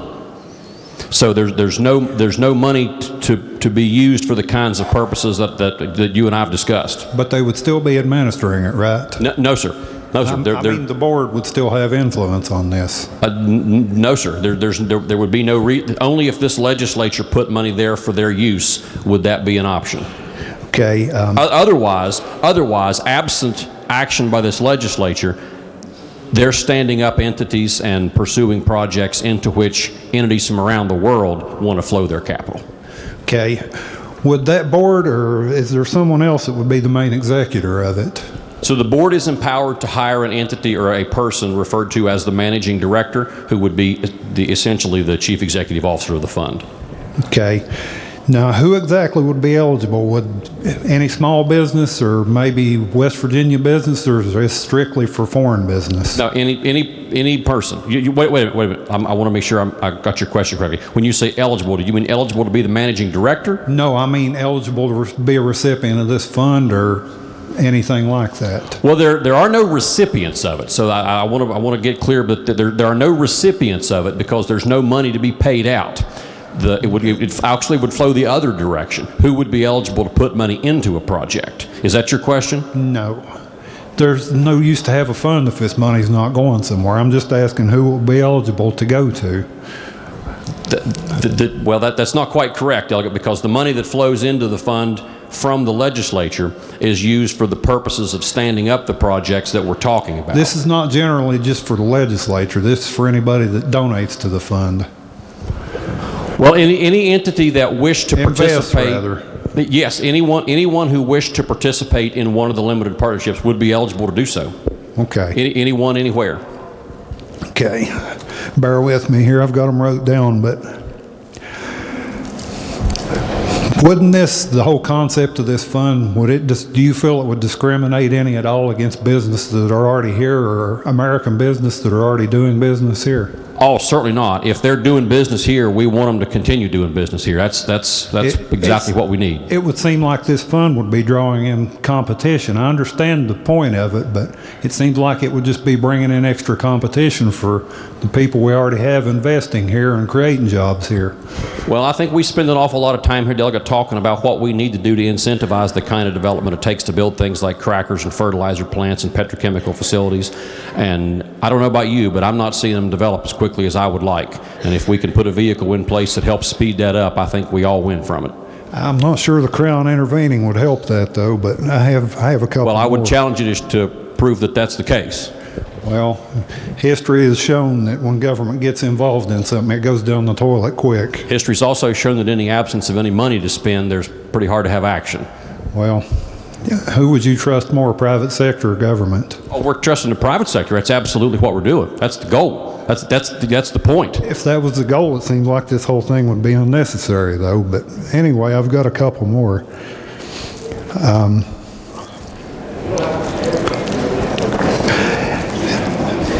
Is it true that the governor can dismiss members of this board at any time for any reason still, or is that addressed in the strike and insert? So that is consistent with the appointment powers of all the governor's executive appointments. We just took that language from the governor's appointment powers for all the executive branch boards. Okay. That's about all I've got, but can I speak to the bill? That's the speaker's call. Sorry. Gentleman may proceed. I like to rise in opposition to this. I know the concept of it is good, but I don't know about you, but I don't trust government a bit. Even though they're not putting money into this, they still have a hand in where it goes. And there's too many avenues for corruption here, and this is not capitalism, this is crony capitalism, and I will definitely be voting against this. Gentleman from the 32nd, Delegate Fast. Thank you, Mr. Speaker Pro Tem. Would the gentleman 33rd yield? It seems like the primary difference between your strike and insert amendment and the gentleman from the 14th strike and insert amendment is the makeup of the investment committee. That's correct. And so let me ask you, what are the reasons why we would not want the investment committee to be made up of the private sector versus those appointed by the governor? What would be the policy reasons? Good question. Good question, and the answer is a very practical one, because the strike and insert amendment, as the gentlemen of the 14th and 60th have described it, is the structure that would exist at the level of each of the project level entities that are stood up under the office and under the fund. And that's exactly how we want it to be. We want the private sector investors, those who are seeking to do business in our state and in the region, to make decisions about where their capital goes. However, what we don't want is for those same entities to have in any way any decision-making power over somebody else's capital. And the role of the investment committee in this process is a little different than what we might think about an investment committee for a big fund that actually does have capital sitting in it. So if we were talking about the investment committee of a big private equity fund sitting on Wall Street, that private equity fund is going to command ever how much money it holds. And the investment committee of that fund is going to dictate where that money gets spent. That investment committee is going to do exactly what we've all come to know that private equity funds and such firms can do. It can make decisions about where the capital goes. Not so here. The fund here will have a little bit of money in it used for the kinds of administrative and developmental costs that I've outlined here today, but it will not be making the kind of decisions for where the private capital goes. They'll make that decision themselves. The private capital will make that decision themselves. The reason not to populate the investment committee envisioned in this bill with what I think you're calling the quote private investors is that it will not be a single project stood up by the fund. It'll be any number of projects into which investors from all around the world wish to put their own capital. They will have their opportunity and their right to influence the decision-making process for their investment at the level of their investment. The investment committee, as envisioned in this strike and insert amendment that's now before you, is essentially that of administrative rather than investment. Very good, thank you. Gentleman from the 16th, Delegate Linville. Thank you, Mr. Speaker Pro Tem. Would the gentleman from the 33rd Speaker of the House yield? Yes. All right. Thank you, Mr. Speaker. So just to clarify a few things, the need for this structure or this vehicle to be created is sort of a response to a federal regulatory structure that's to a degree and for, I guess, limited national security reasons, kind of inhibited the free flow of capital into the United States. Is that? It's a need, yes, sir. Okay. Any monies that the fund would ever have, right, taxpayer money or money that the government has for whatever reason, that's going to be utilized just sort of to analyze potential limited partnerships, to, for instance, even seek regulatory compliance from the Committee on Foreign Investment in the United States, where you sort of mentioned earlier about the ability to sort of pre-check a potential investment. Is that sort of the reason why this fund is needed? Absent additional direction by the legislature, that's correct. Okay. But realize that to the extent there are ever any funds in that fund from either appropriated sources or from investments flowing up from the limited partnerships, that money remains available for appropriation by this legislature at any and all times. Okay, very good. And there's been a lot of discussion about the appointees to the office. Do those folks actually, make or direct any of the investments in projects, anything like that? So when I say that, is it the private sector that's choosing to invest in these limited partnerships, or is it the office that's directing all the private capital? So the managing director of the office and the office staff themselves will work with the investment committee to survey the world, survey the entire universe of investable capital that's available for deployment here in our region, and from those activities distill down into proposals where people are willing to place their capital and how they want their capital invested. And it will be from those findings that they'll then stand up the actual vehicles into which real investments will flow. Okay, perfect. And finally, does the office, however, kind of weigh in on maybe the articles of incorporation of a limited partnership or the operating agreement, and maybe even language designating private and domestic operators or managers of the companies considered, and things of that nature?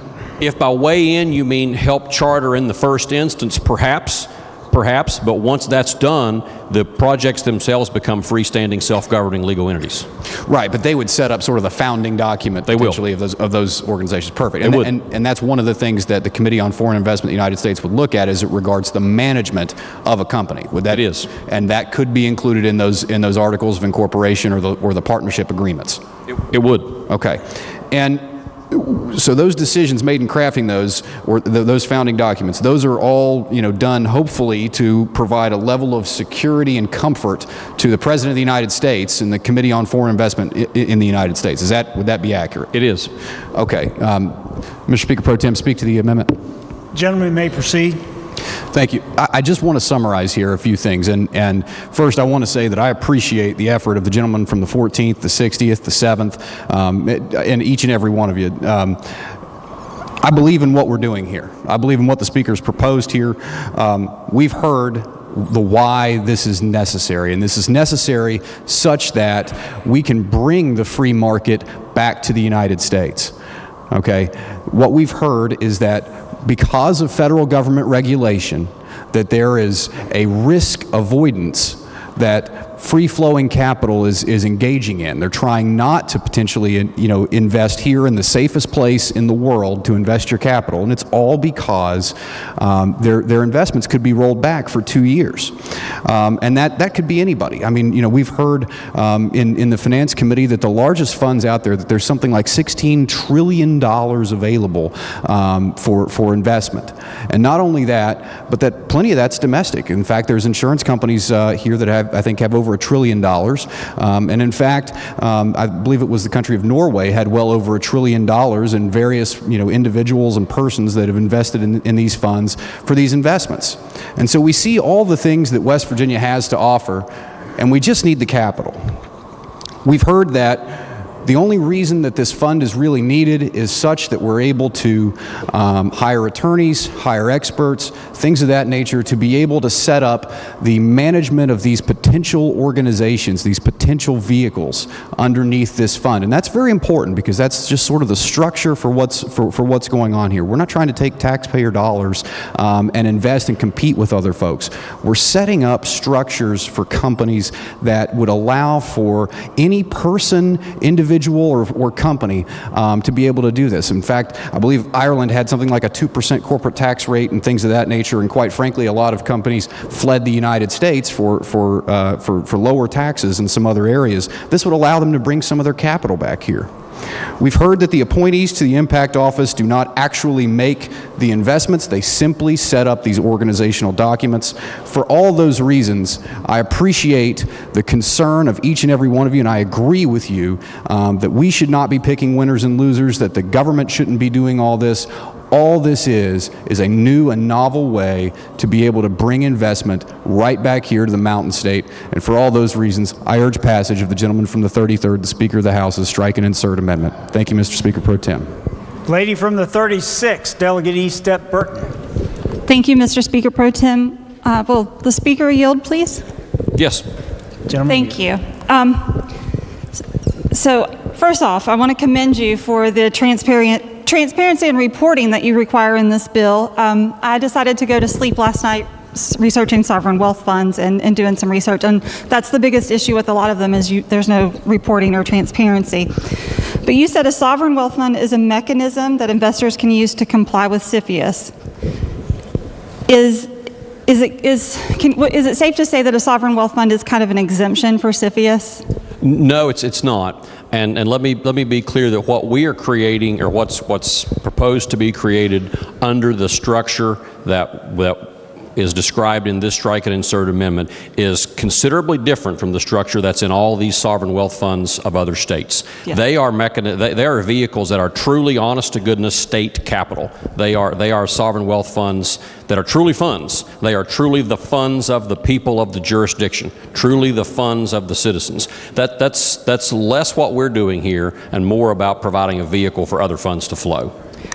Okay, so, and I understand that completely. The initial startup for our fund will come from the Department of Commerce. Is that what you said? It will. Okay, and then private investors will be putting their money into this fund as well. No, right? they'll be putting their money into other sub-projects chartered by the fund. Okay, that makes sense to me. But is this sovereign wealth fund kind of an exemption for CFIUS, like a requirement to avoid CFIUS?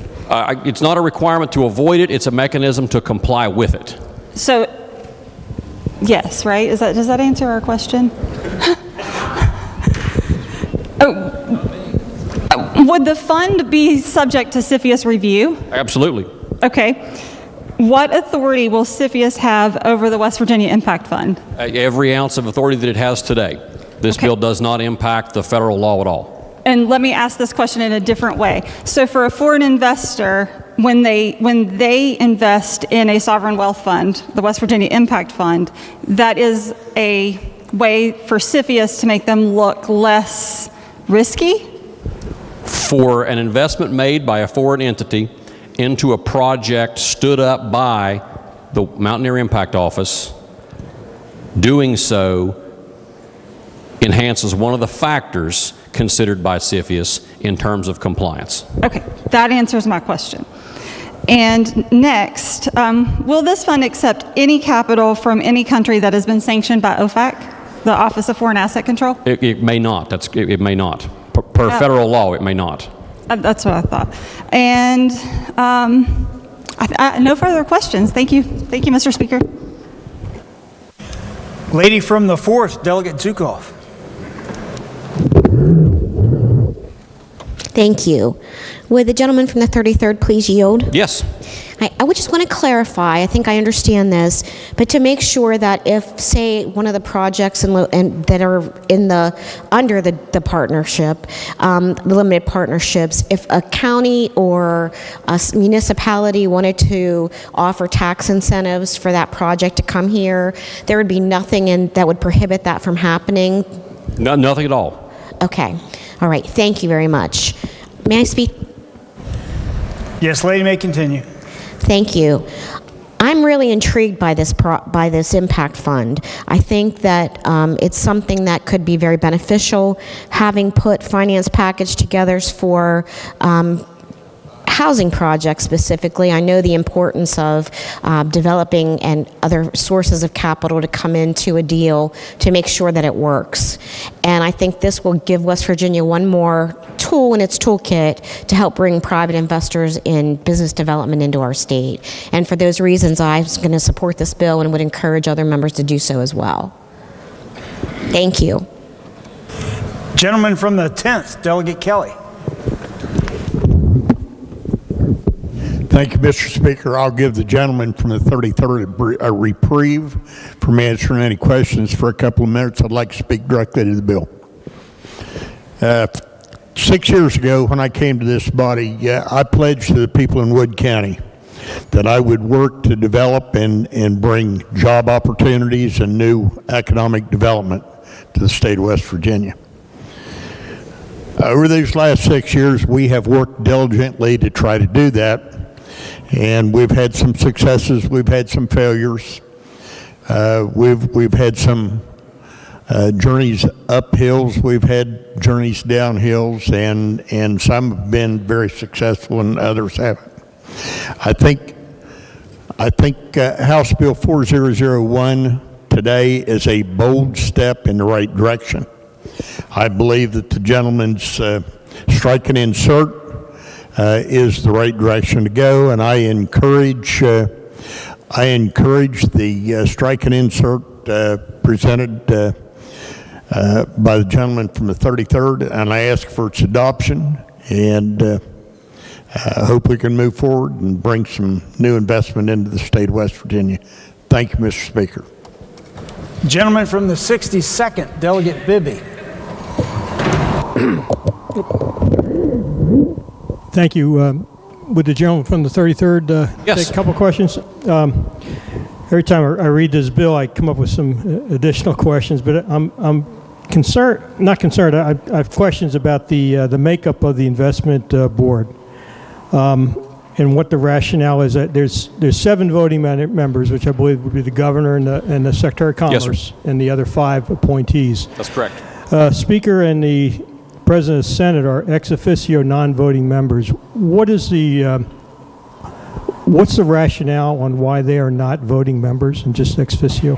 Sure. I was advised by counsel that the West Virginia Supreme Court of Appeals has held that legislators may not serve as voting members of boards and commissions that we create within the executive branch.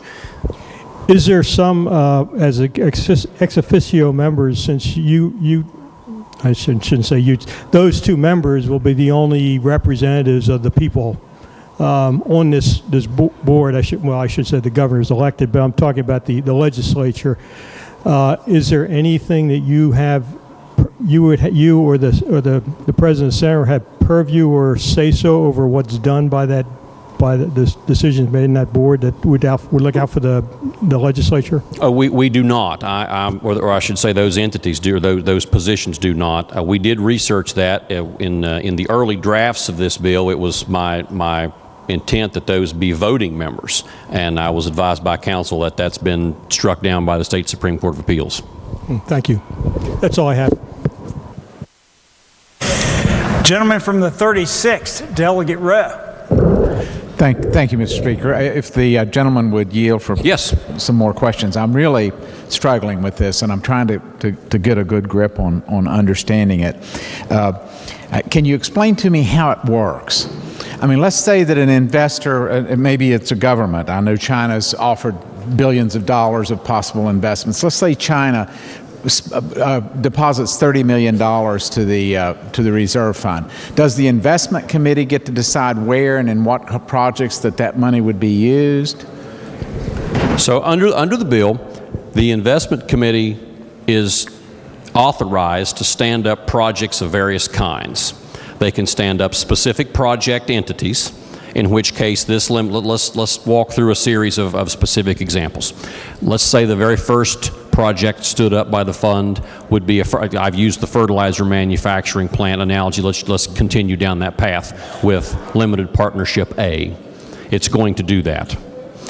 Let's say we stand up a second one that's limited partnership B, and in it invests an entirely different series of investors, a completely different set of investors than invested in the fertilizer facility. Let's call limited partnership B a petrochemical manufacturing facility. Completely different set of investors. Let's do that again with a methanol facility in limited partnership C. Each of those are easily identifiable particular projects that an individual can say with specificity, this is where your money goes. This is where you're putting your capital. And the investors themselves make a decision about whether they've chosen to put their capital into a fertilizer facility in LPA, into a petrochemical facility in LPB, or into a methanol facility in LP3.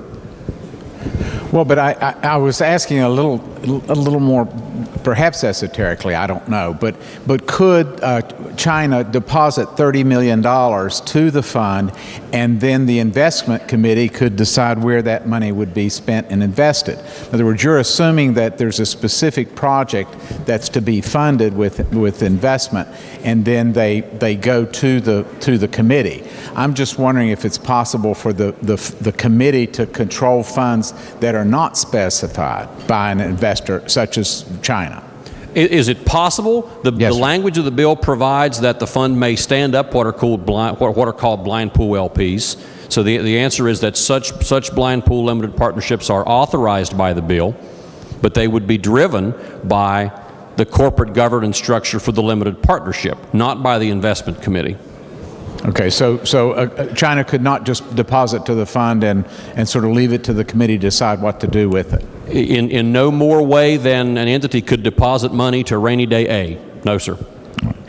And is there any limitation on the kind of project here? I mean, I think there may have been some, job creation and economic development, that sort of thing. There are very broad parameters. Delegate, your question is, are there any parameters? Yes, there are very broad parameters. If you look at the early sections of the bill, you'll see their economic development, infrastructure, job creation. But the types of projects aren't limited. It could be hospitals, senior care facilities, coal mines, solar companies, hotels, resorts, fertilizer companies. a whole variety could fall within the if those terms. projects exceed $25 million, yes, sir. All right. And now let's say that we're told that we need to come up with $10 million in general revenue funds to support a fertilizer plant, and the plant's going to be $60 million that's invested by private investors, and we need to come up with 10 just to get it going. How do we manage our $10 million in that project? And do we manage it? So first of all, that would be a decision for this legislature. So a future legislature would have to make that decision. No executive branch official, no member of the investment committee, no staff member will have access to that capital unless it's put there by this legislature. So how would it work? How would it happen? Yes. Let's take the scenario that you've laid out there and assume that a future legislature has made that decision to commit that $10 million in capital. Right. So that $10 million in capital would be appropriated by this body into the fund, into the fund created by the Strike and Insert Amendment and by the bill. The investment committee would then use would then use those resources to stand up the limited partnership for creation of that fertilizer facility and participate in the governance thereof. How do you mean by that, sir? Well, I mean, the entity will develop its own governance documents. So the limited partnership that gets created to actually own and operate the fertilizer facility will draw up its own partnership agreements, will draw up its own articles. Will we be, for our $10 million out of a total project cost of $70 million, for our $10 million, will we be limited partners in that organization? We would. Under the set of facts you've just described, yes. And so our control would really be just 1/7 of the operation? Under that set of facts, yes. Mm-hmm. Now, as I understand it, there's no percentage of participation required. It could go from 0 to 100%, correct? That is correct. Now, how would it work if it was a 0 participation? In other words, if we're not voting money, what power does the investment committee, what does the investment committee or this structure offer to those private investors, particularly foreign investors? Sure, I could envision an awful lot of circumstances in which our contribution is in fact 0, and then the investment committee and the fund would take a 1% administrative fee for the actual development costs that it has incurred in standing up the limited partnership. But I could envision, in fact, a majority of scenarios in which the state's contribution to projects is in fact 0. Okay. Do you envision 100% participation in projects? Only in a circumstance in which, as you know from the practice of law, it's necessary to, for example, seed a legal entity with $100 in a bank account when you first form it. That would be the only set of facts under which I could envision a 100% or even a majority, for that matter, ownership. And that's intentional. That's by design. So a number of you here have asked where the $25 million threshold came from in the bill. And the answer is I made it up. And I made it up. But is that $25 million from the state funds? No, or it's for total private project. investors? It's total project investment. And here's why that matters.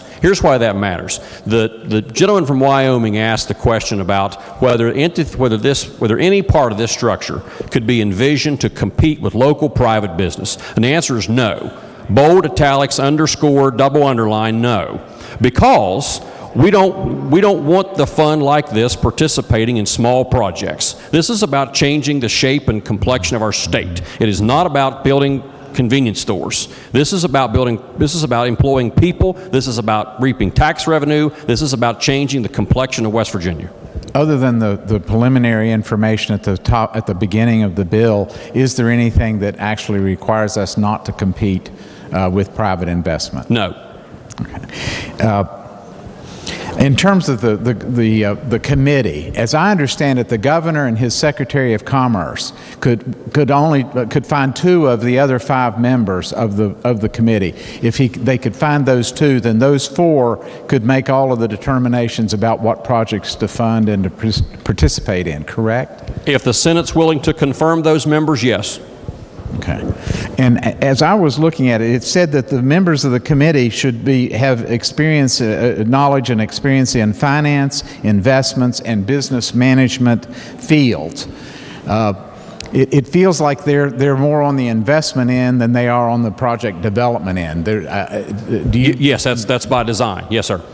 But if they're making the decision about which projects to do, that's very different from being wise about what investments ought to be made. Well, but that's correct? not entirely their job. So what they're not only doing, as you described, but they're also structuring transactions such that they become attractive vehicles to facilitate the goals of the entities that have sought out this vehicle. So one of the key provisions of what will be expected of the committee is proper structuring of transactions such that the investors themselves are able to achieve their investment objectives here in West Virginia.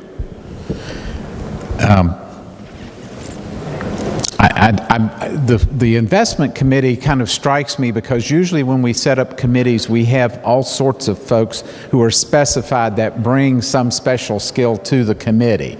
We didn't do that here, correct? Well, yes, we provided that all of them come from finance and financial backgrounds. Okay. We want that. We want people who have that kind of experience. We want people who've structured 10-digit transactions on this board. You mentioned at some point that you had adopted the controls that others had said were preferable. Yes, can you tell us what those controls are? I didn't make a list. Sure. So we received proposals. In fact, the gentleman from the 60th and the 14th, lady from the 48th, and the gentleman from the 7th specifically asked that I include some language about investment and participation with entities deemed to be enemies of the United States. That's a good suggestion, and we did that. Yeah. We were, the gentleman from the 30th and the gentleman from the 64th during committee asked that we make it very clear that these projects are not meant to be tax shelters. These are not meant to be vehicles for anyone or anybody anywhere to skirt a dime of taxes. So we've made it very clear now that these are taxable entities. We want them to pay every tax that any other business anywhere would pay. And that's state and local tax. Yes, sir. Every tax. And we also had added some additional language making it clear that the overall top line fund, as I've chosen to call it, operates by standing up sub-entities into which money will actually flow.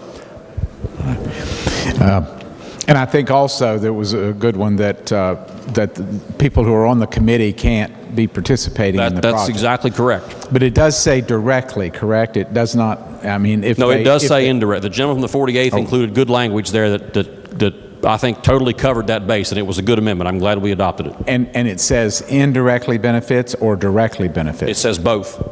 Okay. Let's see. Thank you, sir. Yes, sir. Is there further discussion before the chair recognizes the gentleman 33rd to close debate? Does the gentleman wish to close debate?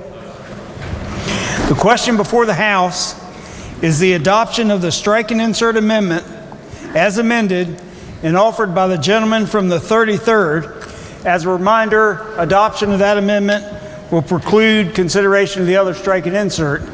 All those in favor of the amendment will say aye. Aye. All those opposed, nay. No. The ayes appear to have it. The ayes do have it. I declare the amendment adopted.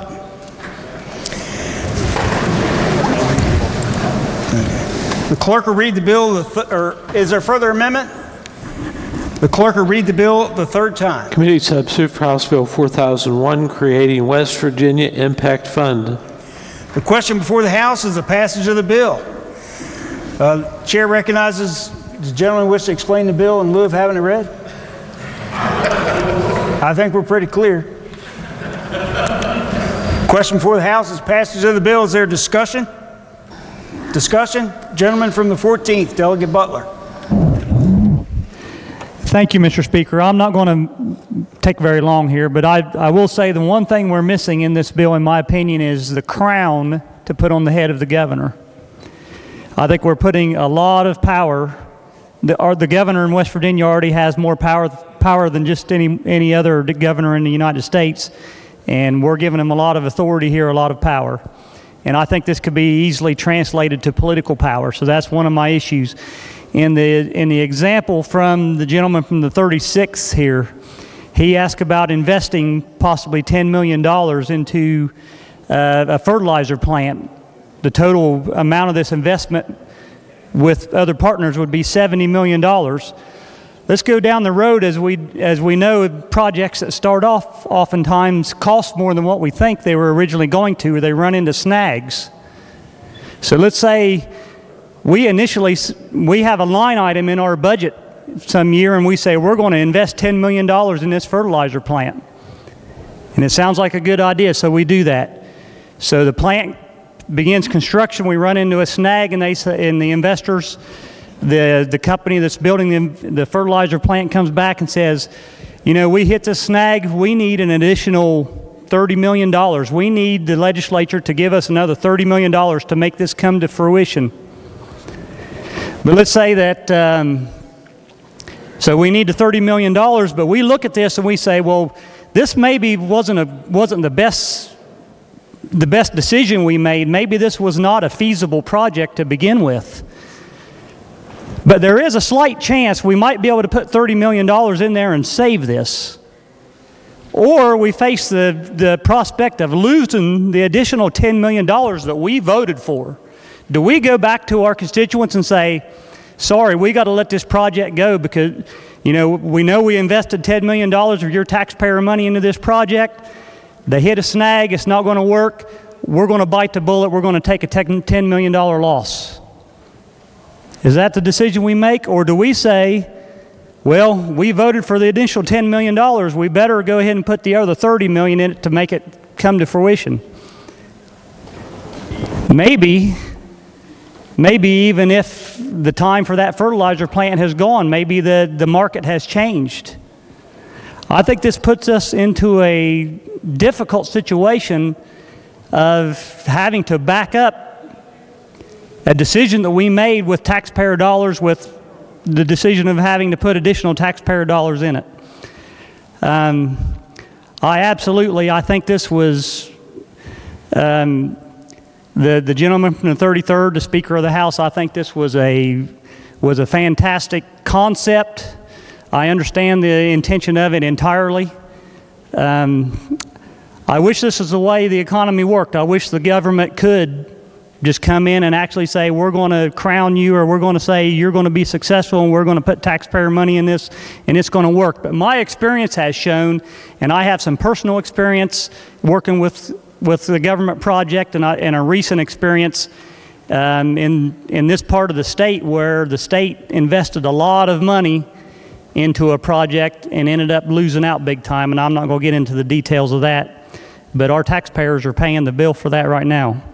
So reluctantly and regrettably, I'm not going to be able to support this bill. Thank you, Mr. Speaker. Gentleman from the 51st, Delegate Williams. Thank you, Mr. Speaker. I rise today to speak in support of the bill. I don't have to tell you, you know that this state is hurting. All of our districts have some problem or issue that could be aided by increased investment in the state of West Virginia. And that's exactly what this bill does. And it's being done in a bipartisan manner, in a creative manner that is going to allow investment in the state of West Virginia and allow it in a way that will not offend the federal regulations that exist. And I want to thank the Speaker for his work on this and for making it a bipartisan issue, and I urge passage. Thank you. Gentleman from the 60th, Delegate Wilson. Thank you, Mr. Speaker. Would the gentleman from the 33rd please yield? Thank you, sir. As I was listening to the discussion, I've kind of developed a vision of the structure of how this thing would work. And the way that I understand it is it's much like a funnel. So as outside investors or potentially inside investors, or much to my chagrin, even potentially this body, put money into the top of the funnel, it goes into the fund that is controlled by the investment committee. But if I understand correctly, there's a trap door on the bottom of that fund, so the money falls straight out. Is that correct? It doesn't, the fund doesn't actually collect any funds. Yes, okay. Correct. That part's correct. It's a complete pass-through. It's a complete pass-through into entities controlled by the investors. Entities controlled by the investors, which are private entities. Which are non-state tax dollar entities. I won't say they're private entities because foreign government sources set up their laws are different than ours. But they're non-West Virginia tax dollars. Yes, sir. except that we're leaving open the option for the Legislature of West Virginia to actually appropriate funds to invest through this fund. Yes, that's correct. Okay. I'd like to register my disapproval of that particular part of the plan. So anyway, it falls through that trap door and then actually moves into the limited partnerships that are established by the investment committee under the West Virginia. Help me out here, please. You're correct. Where you're headed is correct. Okay. So it actually goes directly into those funds. Who directs it? Who directs what? The funds as they fall through the funnel and go into the limited partnerships. It would be the entities whose capital is flowing into a particular project. Yes, sir. So let's say I'm in France. I want to invest in a cement plant in West Virginia. I put my money into the top of that funnel and let you know where I want it to go, and it goes directly to that limited partnership that is building the cement plant. In fact, it doesn't go directly into the top of it. It does, in fact, go directly to. So money does not actually flow into the special revenue account created by the bill. So the top of the funnel actually is a legal, what's the term I'm looking for? Yes, where you're headed is correct. The top of the funnel is an administrative. It's actually a roof. It's actually a roof, and what it does is it protects the entire structure underneath it and basically says to the U.S. federal government and to outside investors, we, the government of the state of West Virginia, assume responsibility. You use the term sovereign various times through your discussion. I have. And in my understanding, the term sovereign has two aspects. One is authority, the other is responsibility. So the top of the funnel, as I envision it, is actually a roof that says everything below this roof, for everything that's below this roof, we assume authority and responsibility. We will ensure that we meet all of the requirements of the federal government so that you outside investors can believe, you can trust that when you put your money into this system, that we have made sure that you comply, that this investment complies with the requirements of the U.S. federal government. I think that's an accurate description. Thank you, sir. Thank you, Mr. Speaker. Further discussion. Further discussion. Gentleman from the 35th, Delegate Scaff. Ladies and gentlemen, I'll be brief, but let me give you a couple numbers real quick. I'm a big supporter of this bill, and here's why. One project, Pennsylvania, 2 years ago, $600 million in tax money from the people of Pennsylvania. Ohio, $200 million, one project, state tax money. State of Ohio over the last 20 years given $4.4 billion in taxes, tax breaks to companies to lure them away from West Virginia and other states. This program right now doesn't do that. The intent of this program is to bring people and say, invest in West Virginia, because we can't. We can't compete with Ohio and Pennsylvania. We don't have paying into a pot to just give $600 million away to one project that we lost to Pennsylvania a couple years ago. Think about it. Alabama gave one project $196 million a couple years ago. State taxpayers' dollars. We're not doing that here. What we're saying is, we believe that we have a climate and an infrastructure in West Virginia that we believe in, but we need a little help, because we're not going to spend state taxpayers' money to that magnitude. However, yeah, there might be a little caveat in there that says we have a $62 million project. We got $25 million from one entity investing in this, another $25 million here, another $10 million here. They need $2 million to put that project to make it happen. Yeah, to my colleague, the state could offer that extra $2 million to make this project happen, or we risk losing it to Ohio or somewhere else. And what if that project was located in Jackson or Mason County? I don't think you have to worry about your constituents coming to tell you, don't do this. It's going to be the other way around. They're going to be begging us as a state to invest an extra $2 million and take a chance in that company that wants to invest in West Virginia for 1,500 or so jobs without using the rest of the state taxpayer money. The bottom line here is this. We can't compete with a population of 1.8 million and declining with our other states who are just giving handouts. Handouts. This is a creative bold, new initiative that puts West Virginia back on the map, gives people a chance to invest in West Virginia. It's not skirting any regulations. It's not a backdoor. This is big time, and we will be the leader in the country, and other states will copy us and will try to emulate us if we pass this legislation today. I encourage all your support, and let's move West Virginia forward together. Thank you. Gentleman from the 56th, Delegate Howe. Thank you, Mr. Speaker. Will the gentleman from the 33rd yield? Yes. I have a question. Right now, Sir Richard Branson is looking with the Virgin Hyperloop, which is about a $500 million project. We're on the short list with another state as far as we know.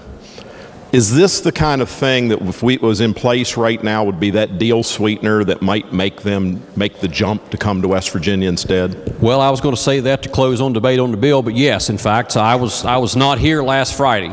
So I left the podium and left the room for some period of time last Friday while the House voted in my absence. I hated to do that, but I did it in order to go meet with the representatives of Virgin Hyperloop One who were here. And we did specifically discuss this on their visit, and I am to report to them if we are successful today.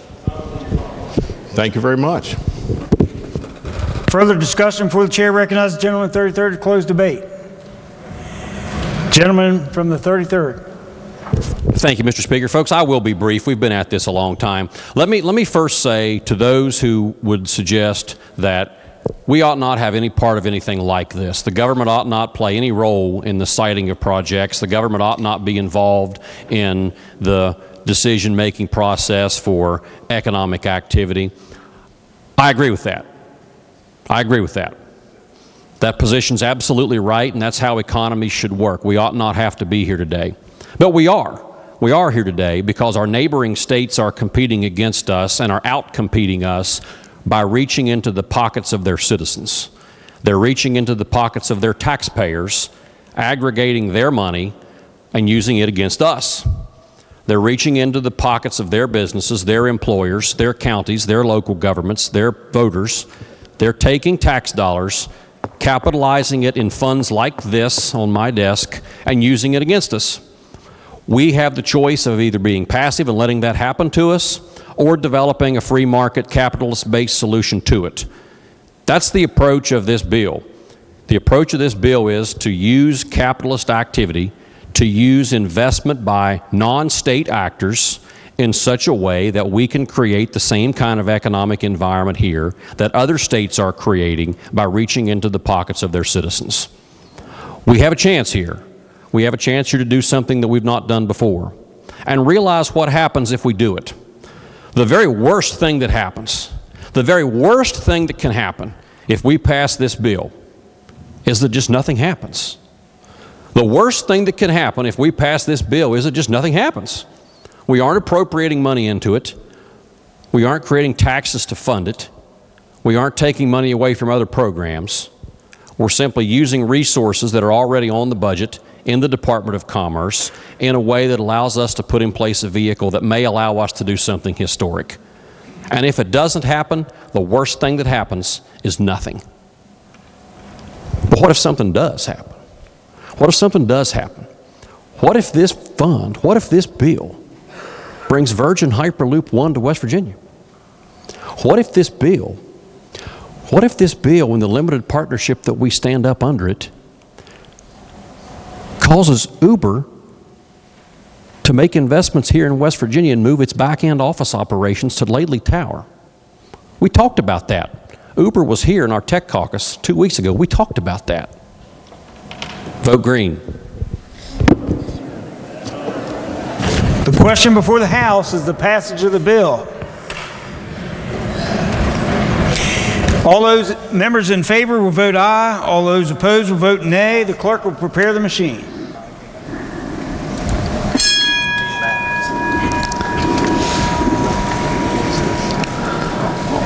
Has every member voted?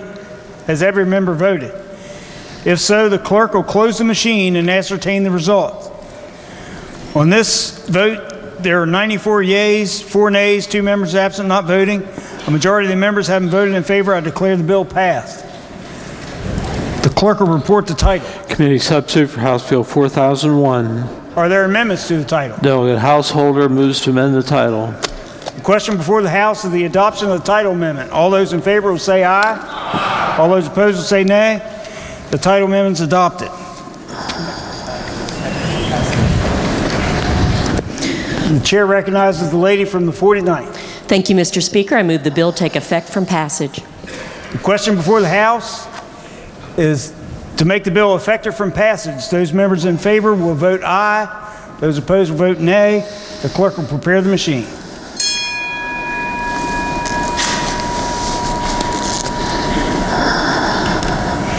Has every member voted? If so, the clerk will close the machine and ascertain the result. There being 94 yeas, 2 nays, 4 members absent and not voting, I declare the motion adopted.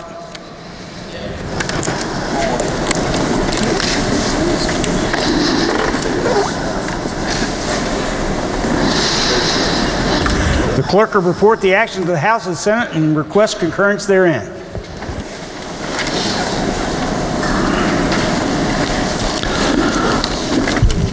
Clerk will read the next bill.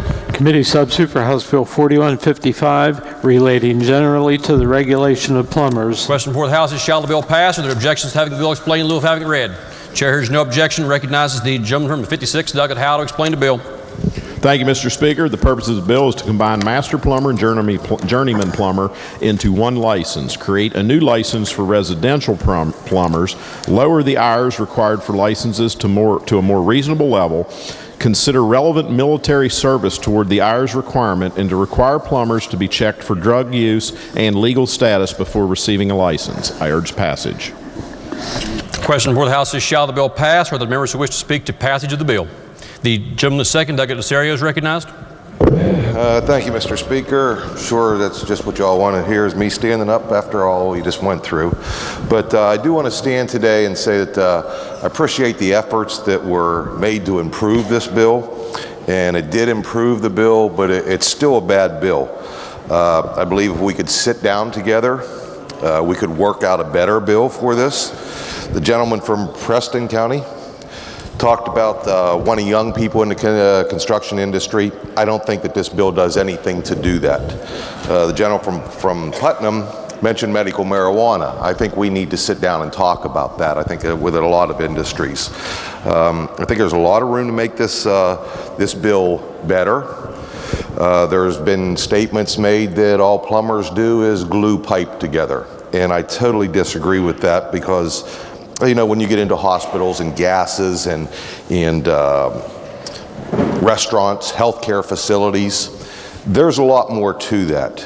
And as I will once again say, I do appreciate the work that was done, but this bill's been laid over a couple times and taken off the calendar. But I do want to talk to you about a personal experience, that when I say that plumbing is a little bit more than gluing pipe together. I put this paper on y'all's desk here about a week and a half ago. And back in 2013, about 2 miles from my house, my wife and I were standing in our kitchen having coffee in the morning, and our house literally rocked. My daughter lives about 8 miles away from this house. Her house shook. If you looked at that picture, and I hope you all took the time to look at this and read it, because if you look in the middle of that picture, there's a car sitting there. And that car was in the garage of that house that was sitting there. The father of this family was blown through the roof and landed in the yard next door alive. They are not sure whether the mother and one daughter that were in the car turned a key, or the little girl Hannah that's deceased now went back in the house because she forgot something and flipped the light switch. But it blew that house to pieces. And this was not some old house. This was a corner lot, a beautiful home with a great big swimming pool behind it. It was a fairly new house. And they had only lived in that house for 3 months.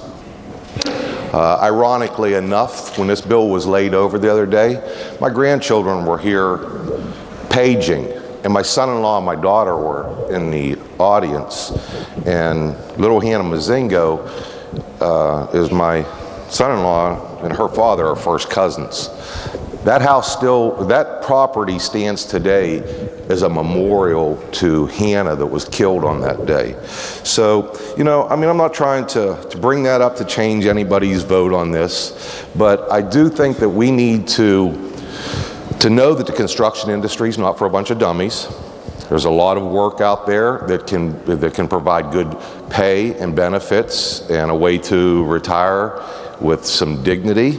I've talked with the Homeowners Association or Home Builders Association, which this is not a union and non-union issue. It's the fact that there may be a need for a residential classification in plumbing. So, you know, I would just like to say that I'm going to vote no against this bill, even though there's been good work done on it. I appreciate the people that have tried to help working on both sides with it, but it's still not a good bill. And for as many times as we hear that we have an uneducated workforce in our state, through this whole session, we've been trying to lower the hours of what it takes to become a qualified construction worker, whether it be a sprinkler fitter, a plumber, or an electrician. But I think it goes way beyond what some people understand here, that there's a difference when you get out of residential work into the commercial and industrial sectors of construction industry. And I feel that when we lower these hours, all we are doing is giving a piece of paper to somebody that's going to go out to an employer. Whether you go to a union employer or a non-union employer, you're going to say, here, I have this piece of paper that I'm a journeyman, and when you're really not. So all that's going to do is just continue to let people have the opportunity to say that we have an uneducated workforce, and as long as we keep lowering these hours like this, that's what we're going to continue to have. So I would encourage you to vote no on this bill. Thank you, Mr. Speaker. The gentleman the 15th, Doug Foster. Thank you, Mr. Speaker. I wanted to stand up and speak in favor of this bill. And actually, it was the gentleman who just spoke, the gentleman from the 2nd, that made the amendment that set these hours where they're at. And he mentioned the Home Builders Association being somebody that was in favor of a residential hour. Well, that's residential requirement, licensure. Well, that's what this bill created. That you have to be working for 1 year before you can do the residential, or 2.5 years before you can do the journeyman master plumber. And I think those are a pretty good standard set. Because remember, before this, without this bill, we're at 12,000 hours. And I've joked back and forth with the gentleman from the 35th, 12,000 hours. Heck, you could be a nurse anesthetist and a commercial airline pilot before you can be a master plumber. And those type of comparisons put it kind of into perspective. And I do agree with this bill, and the 5,000 hours helps get people that were maybe have had some experience in the field, and the 2,000 hour, especially that residential licensure, they have the year's experience in the field, but they can't really get into any higher level, but they can start at the residential and learn on that side. And I know the gentleman, I read the document the gentleman passed out to us dealing with the house that had the gas leak and the issue there. And as the gentleman mentioned, that was a devastating situation. That was horrible. But what I would assert to the gentleman is the date on that was 2013, which is exactly 2013. These licensures were created in 2006. So during the construction of that house, the licensure was in place, and it didn't prevent that problem. So that article being tied to any licensure requirement just doesn't make sense to me. But I would urge passage of this bill. This is going to make it easier for some people in this work to actually get a license and work. And we shouldn't be putting these barriers in the way of people getting to work, because I believe it comes down to, it ends up just being more of a protectionist to keep people out of the field, and therefore driving up prices for anybody getting this work done in the state. So I would urge passage of this bill. Are there other members who wish to speak to passage of the bill? If not, does the gentleman wish to close debate on the bill? The question before the House is, shall the bill pass? Those in favor of passage will vote aye. Those opposed will vote no. The clerk will prepare the machine.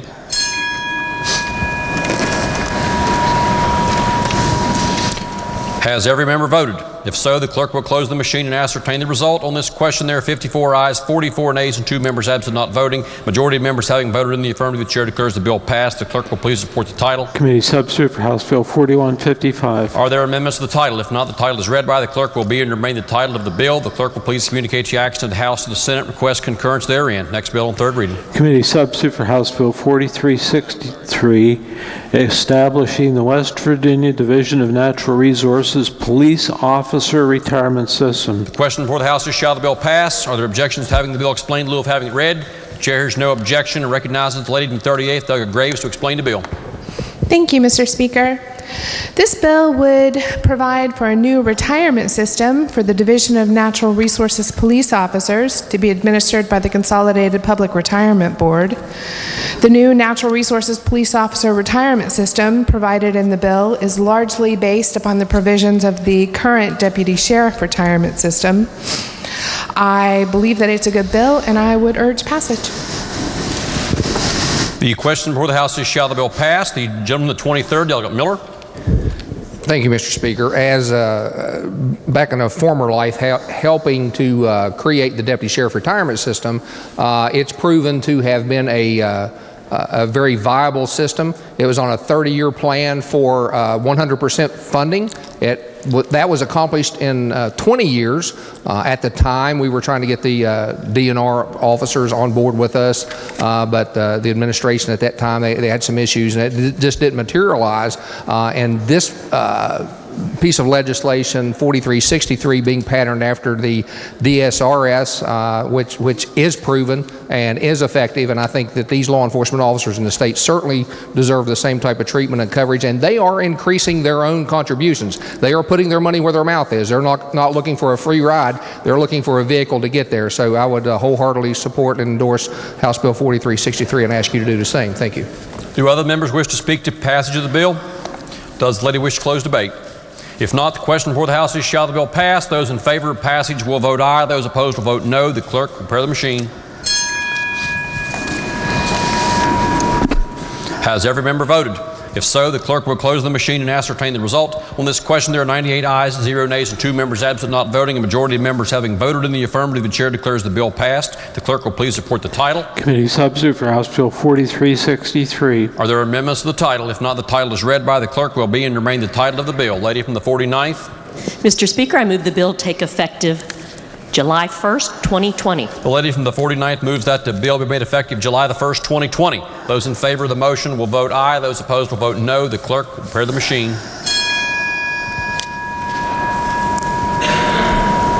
Has every member voted? If so, the clerk will close the machine and ascertain the result. On this question, there are 98 ayes, 0 nays, and 2 members absent not voting. 2/3 of members elected having voted in the affirmative, the chair declares the bill effective July 1st, 2020. The clerk will please communicate the action to the House to the Senate. Request concurrence therein. Next bill. Committee substitute for House Bill 4408, requiring the State Board of Education to develop and implement an online database for the employment of school principals. The question before the House is, shall the bill pass? Are there objections to having the bill explained in lieu of having it read? The chair hears none. The gentleman at 27th, Delegate Ellington, to explain the bill. Thank you, Mr. Speaker. What the bill does is it requires the State Board to implement an online database of employment openings for school principals, other administrators, and central office personnel by January 1st of 2021. Minimum information for each opening posted on the database will include the job description, location, salary range, benefits, and required competencies, education, and experience. Applicants who meet the minimum qualifications may upload their resumes, certifications, and other evidence of certification. And county boards have the option of participating in the online database, and if they so choose, they must agree, though, to interview qualified candidates from the database before employing other search options. Mr. Speaker, I urge passage of the bill. The question before the House is, shall the bill pass? Are there members who wish to speak to passage of the bill? If not, those in favor of passage will vote aye. Those opposed will vote no. The clerk will prepare the machine.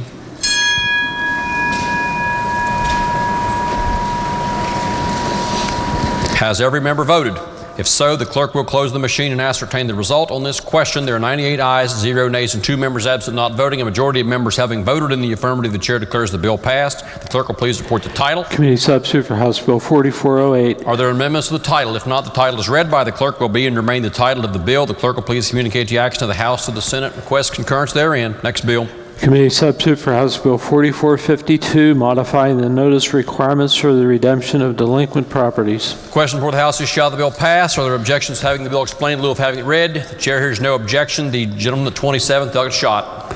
Thank you, Mr. Speaker. The bill adds language to Chapter 11A-318 to allow the purchaser of a tax lien at a sheriff's tax sale to apply for a 30-day extension for the purpose of complying with existing statutory notice requirements.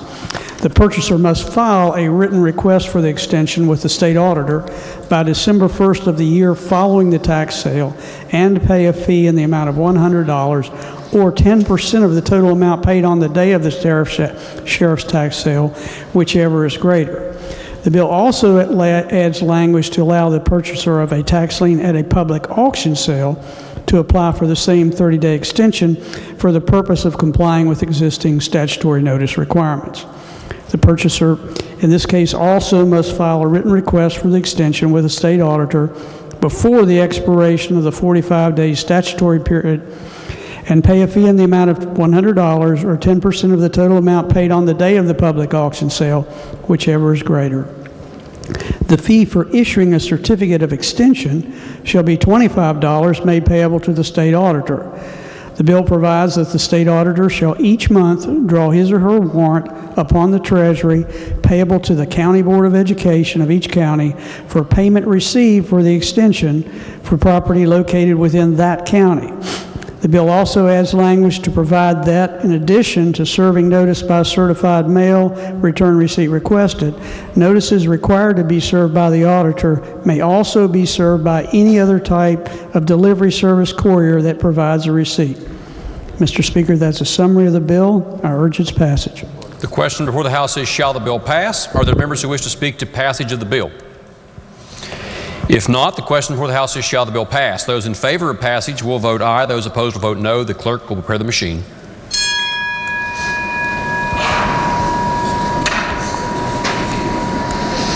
Has every member voted? If so, the clerk will close the machine and ascertain the result. On this question, there are 95 ayes, 95 ayes, 3 nays, 93 ayes, 5 nays, and 2 members absent not voting. Majority of members having voted in the affirmative, the chair declares the bill passed. The clerk will please report the title. Committee substitute for House Bill 4452. Are there amendments to the title? If not, the title is read by the clerk will be and remain the title of the bill. The clerk will please communicate the action to the House, to the Senate, request concurrence therein. Next bill. Committee substitute for House Bill 4474 relating to peer-to-peer car sharing programs. Question before the House is, shall the bill pass? Are there objections to having the bill explained in lieu of having it read? The chair hears no objection and recognizes the gentleman, the 12th, Doug Westfall, to explain the bill. Thank you, Mr. Speaker. This bill creates a new article establishing a regulatory framework for the operation and use of peer-to-peer car sharing program, which are defined as a business platform that connects vehicle owners with drivers to enable the sharing of vehicles for financial consideration. The bill requires peer-to-peer car sharing companies to assume liability of the shared vehicle owner for the bodily injury and property damage to third parties during the car sharing period in the amount of not less than $1 million for primary automobile bodily injury liability, uninsured, underinsured motorist coverage. The bill requires peer-to-peer car sharing companies to ensure that the shared vehicle owner and the shared vehicle drivers maintain minimum insurance requirements. The bill also requires that the motor vehicle insurer may exclude coverage and may cancel or non-renew policies if the owner of participating in the peer-to-peer car sharing program. The bill requires peer-to-peer car sharing programs to collect and verify records pertinent to the use of the vehicle. The bill sets forth requirements disclosure that must be made to the shared vehicle owner and the shared vehicle driver that provides the peer-to-peer car sharing program may not enter into a peer-to-peer car car sharing program agreement with the driver unless the driver is legally authorized to operate a motor vehicle of the class of the shared vehicle. The bill imposes the duty on the peer-to-peer car share program to collect and to remit state and municipal consumer sales, service, and use tax for the taxable sales of the service to the purchaser. Peer-to-peer car share programs may collect the vehicle license cost recovery fee in the same manner as a daily passenger car rental business, but are exempt from the collection and remittance required of the daily car rental passenger tax. That's the bill, Mr. Speaker, and I urge passage. The question before the House is, shall the bill pass? Do members wish to speak to passage of the bill? If not, those in favor of passage will vote aye. Those opposed will vote no. The clerk will prepare the machine.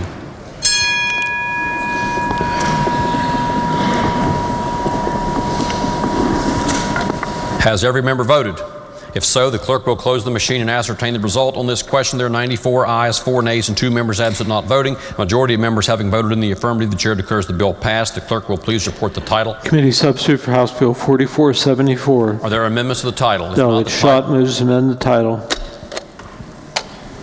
There is a title amendment. The question before the House then is the adoption of the title amendment as just read by the clerk. Those in favor of adoption of the title amendment will say aye. Those opposed will say no. The ayes have it. Chair declares the title amendment adopted. The title as amended by the House will be and remain the title of the bill. The clerk will please communicate the action of the House or the Senate and request concurrence therein. Next bill. Committee substitute for House Bill 4522, allowing division to accept documents compliant with Real ID Act for proof of identity. The question before the House is, shall the bill pass? Are there objections to having the bill explained in lieu of having it read? The chair hears no objection and recognizes the gentleman of the 27th, Delegate Schott, to explain the bill. Thank you, Mr. Speaker. This bill amends Chapter 17B of the West Virginia Code dealing with the requirements relating to the issuance of a driver's license here in this state. Currently, it requires that each license contain the full legal name of the licensee in addition to other information. What this section does is to require that the full legal name is to be displayed in a manner that is selected by the applicant when that information is supported by appropriate documentation and is also consistent with federal law. The section was also amended to add a new subsection which adds language to clarify that if a document is accepted by the federal government for real ID purposes, then West Virginia will also accept it as proof of identity, residency, and lawful presence. Mr. Speaker, that's all the bill does. I urge its passage. The question before the House is, shall the bill pass? Are there members who wish to speak to passage of the bill? If not, those in favor of passage will vote aye. Those opposed will vote no. The clerk will prepare the machine.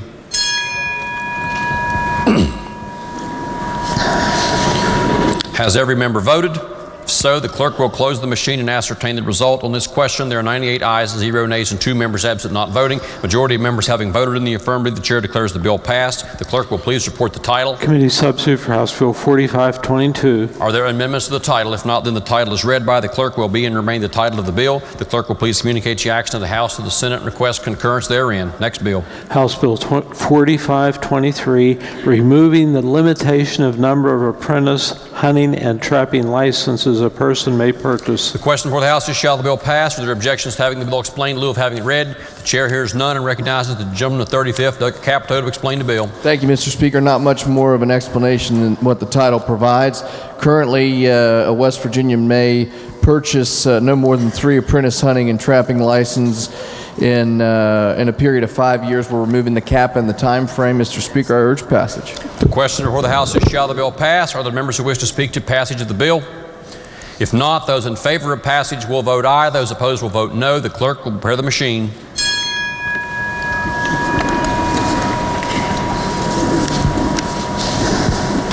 Has every member voted?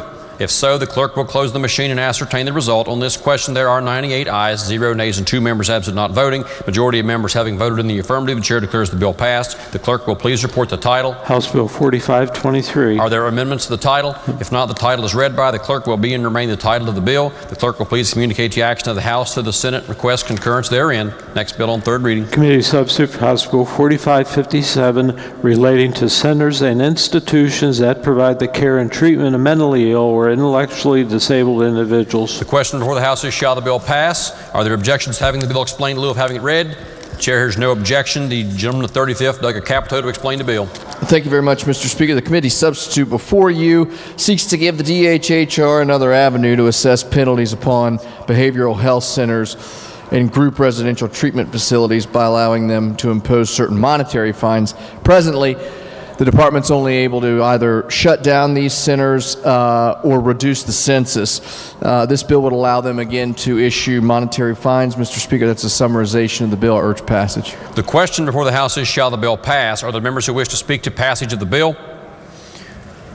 If not, then those in favor of passage will vote aye. Those opposed will vote no. The clerk will prepare the machine.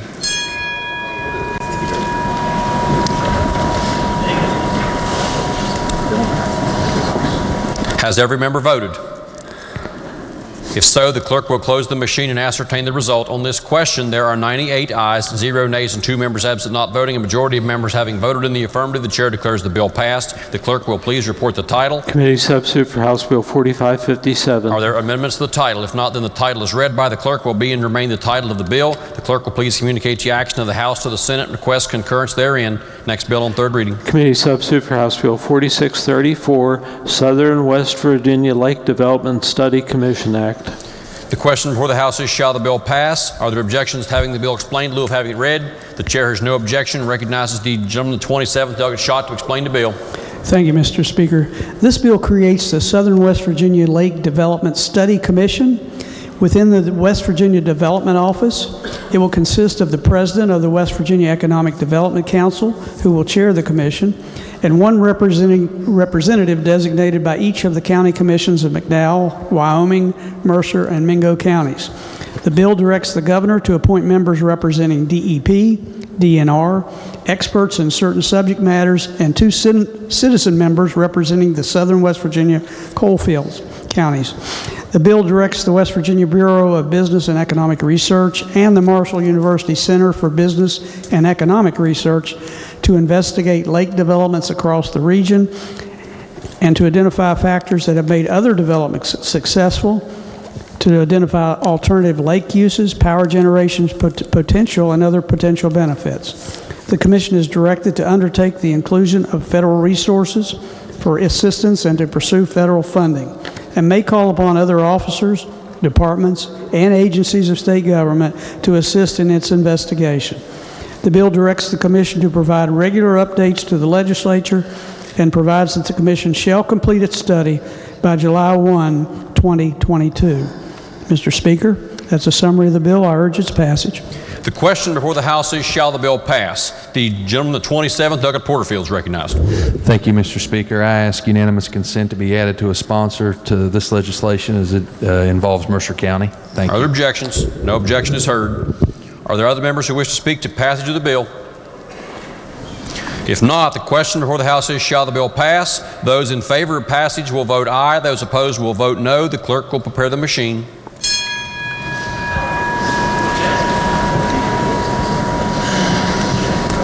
Has every member voted? If so, the clerk will close the machine and ascertain the result. On this question, there are 97 ayes, 1 nay, and 2 members absent not voting. A majority of members having voted in the affirmative, the chair declares the bill passed. The clerk will please report the title. Committee substitute for House Bill 4634. Are there amendments to the title? If not, the title is read by. The clerk will be and remain the title of the bill. The clerk will please communicate the action of the House to the Senate and request concurrence therein. Next bill. Committee substitute for House Bill 4645, establishing the Office of Regulatory and Fiscal Affairs under the Joint Committee on Government and Finance. The question before the House is, shall the bill pass? Are there objections to having the bill explained in lieu of having it read? The chair hears no objection and recognizes the gentleman from 56, Doug Howe, to explain the bill.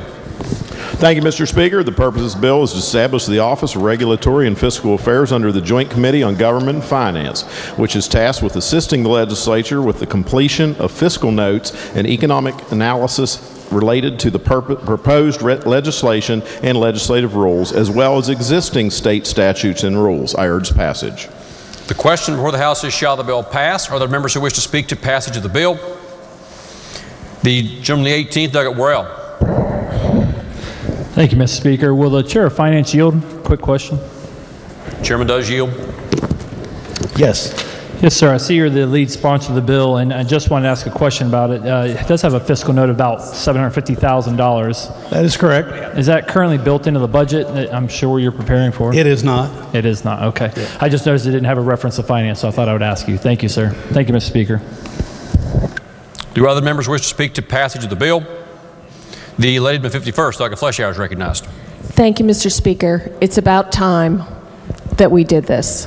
I think we need to have our own fiscal notes, and I commend the Chair of Finance and anybody else that was involved in this. We need to have an independent source that we can rely on to find out how much legislation actually costs. The gentleman of 36, Dr. Robinson.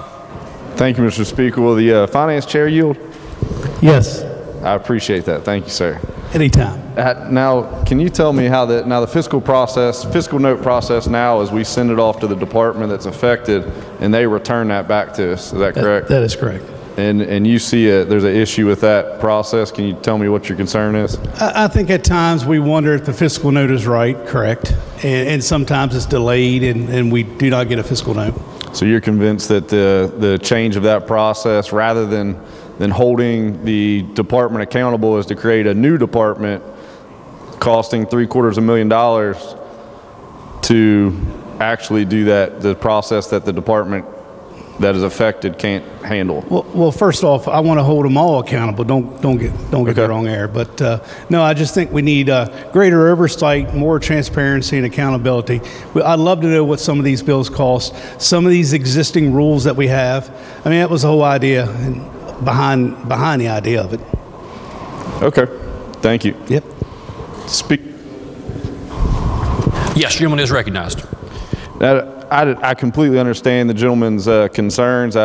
We've all had that same problem that we pull open the fiscal note and it says zero, knowing that there's a larger fiscal impact. But I would suggest that maybe the true fix to this is to hold the departments affected accountable to actually provide correct and accurate information rather than building a whole new department. You know, bigger government is not what my friend, the finance chair, would say helps out freedom. So I would say this isn't necessarily a freedom bill, and I would suggest we vote it down. Thank you. The gentleman of 25th, Dr. Painter.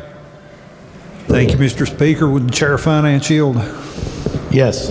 I'm just wondering if you trust the fiscal note on this one. Well, you got a great question. The gentleman of 30th, Dr. Bates. Thank you, Mr. Speaker. Just real briefly, I think the other element of this that people are missing is the opportunity for us to do some of our own analysis with regard to revenue estimates. So we suffer from being reliant on the administration to provide us accurate figures. And while Mark Muco and his staff, they do an excellent job, we are at a disadvantage when we look to make decisions that impact our state's finances when we don't have accurate information. So this would counterbalance, I believe very effectively, the imbalance of power that exists right now between our various branches of government and give us a greater say with accuracy in how the state's doing financially. Thank you, Mr. Speaker. The gentleman of 67th, Dr. Doyle. Thank you, Mr. Speaker. Would the finance chair yield? Yes. First, I have a specific question to ask you, but before I do want to commend you for coming up with this. The specific question is, would this office also be able to give us the kind of information that we might be able to challenge the estimates of a governor when it comes to different aspects, different expenditures, or what a tax would collect, that sort of thing? Absolutely. Thank you. Speak to the bill? Yes, gentleman is recognized. Thank you, Mr. Speaker. I was a member of the Finance Committee for 19 years and vice chair of it for 10 years. And that entire time, it was very frustrating that we had to rely on the executive branch for these estimates. The way that the finance chair has described it, it will essentially be our version of the Congressional Budget Office. We have needed it for a long time, and I strongly suggest that we should pass the bill. Thank you. Are there other members who wish to speak to passage of the bill? If not, then the question before the House is, shall the bill pass? Those in favor of passage will vote aye. Those opposed will vote no. The clerk will prepare the machine.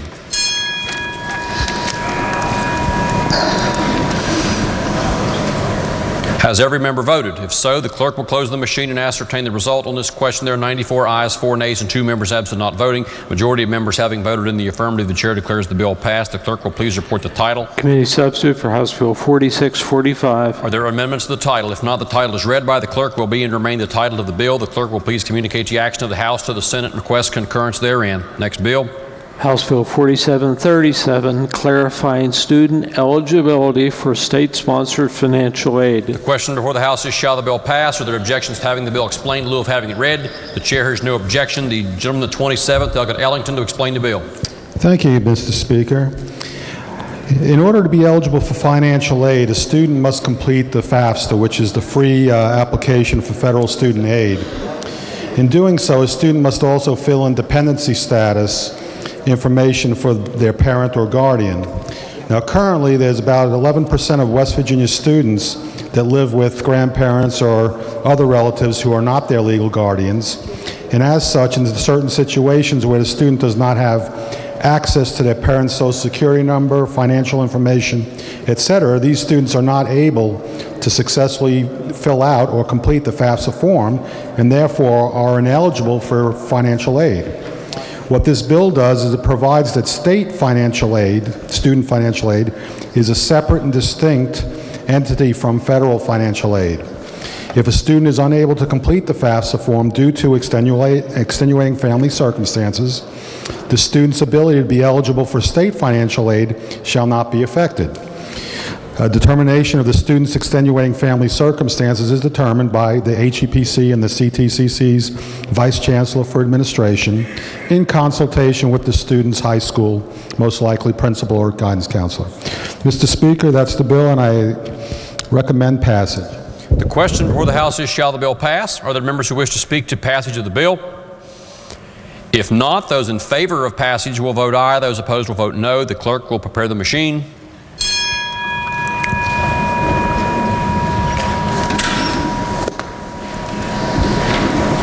Has every member voted?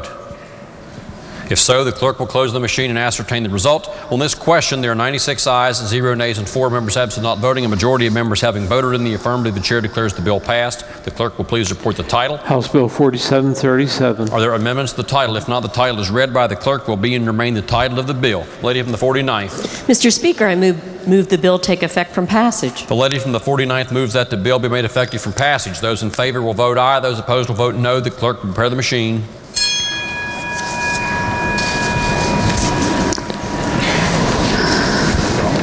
Has every member voted? If so, the clerk will close the machine and ascertain the result. On this question, there are 97 ayes, 0 nays, and 3 members absent not voting. 2/3 of members elected having voted in the affirmative, the chair declares the bill effective from passage. The clerk will please communicate the action of the House to the Senate and request concurrence therein.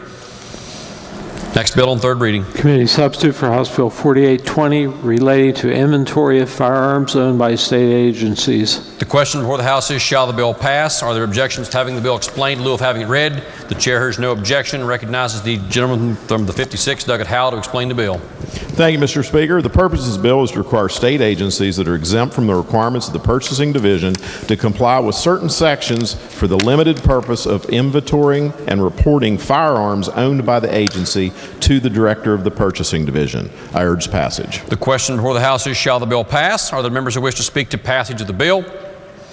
If not, those in favor of yes, the gentleman, the 10th, Delegate Kelly. Thank you, Mr. Speaker. Would the gentleman yield? Does this include firearms owned by the National Guard?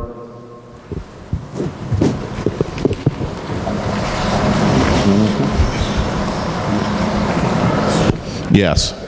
Thank you. The gentleman, the 29th, Delegate Steele.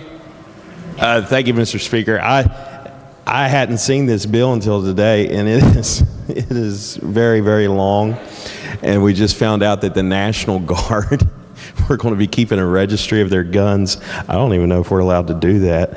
But I'm going to vote no because this is just the gun registry is all it is. And, you know, all of these agencies can keep account of what they have anyhow, but now we have a mechanism set up in the government to have a big list of guns and who has them, and it has to be reported to somebody else.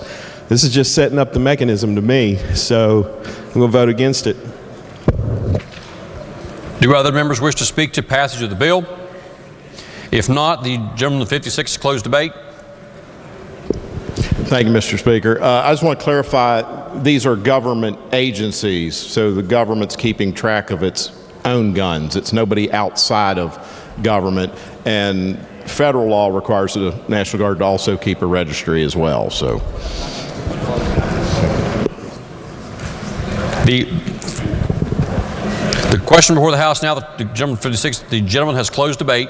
The question before the House is, shall the bill pass? Those in favor of passage will vote aye. Those opposed will vote no. The clerk will prepare the machine.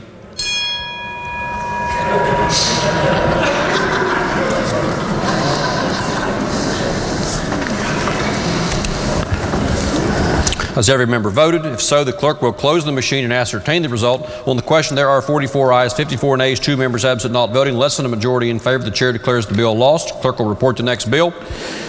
Are there further bills on third reading? If not, bills on second reading. Committee substitute for Senate Bill 657, allowing designation of tourism development district. Are there amendments? Yeah.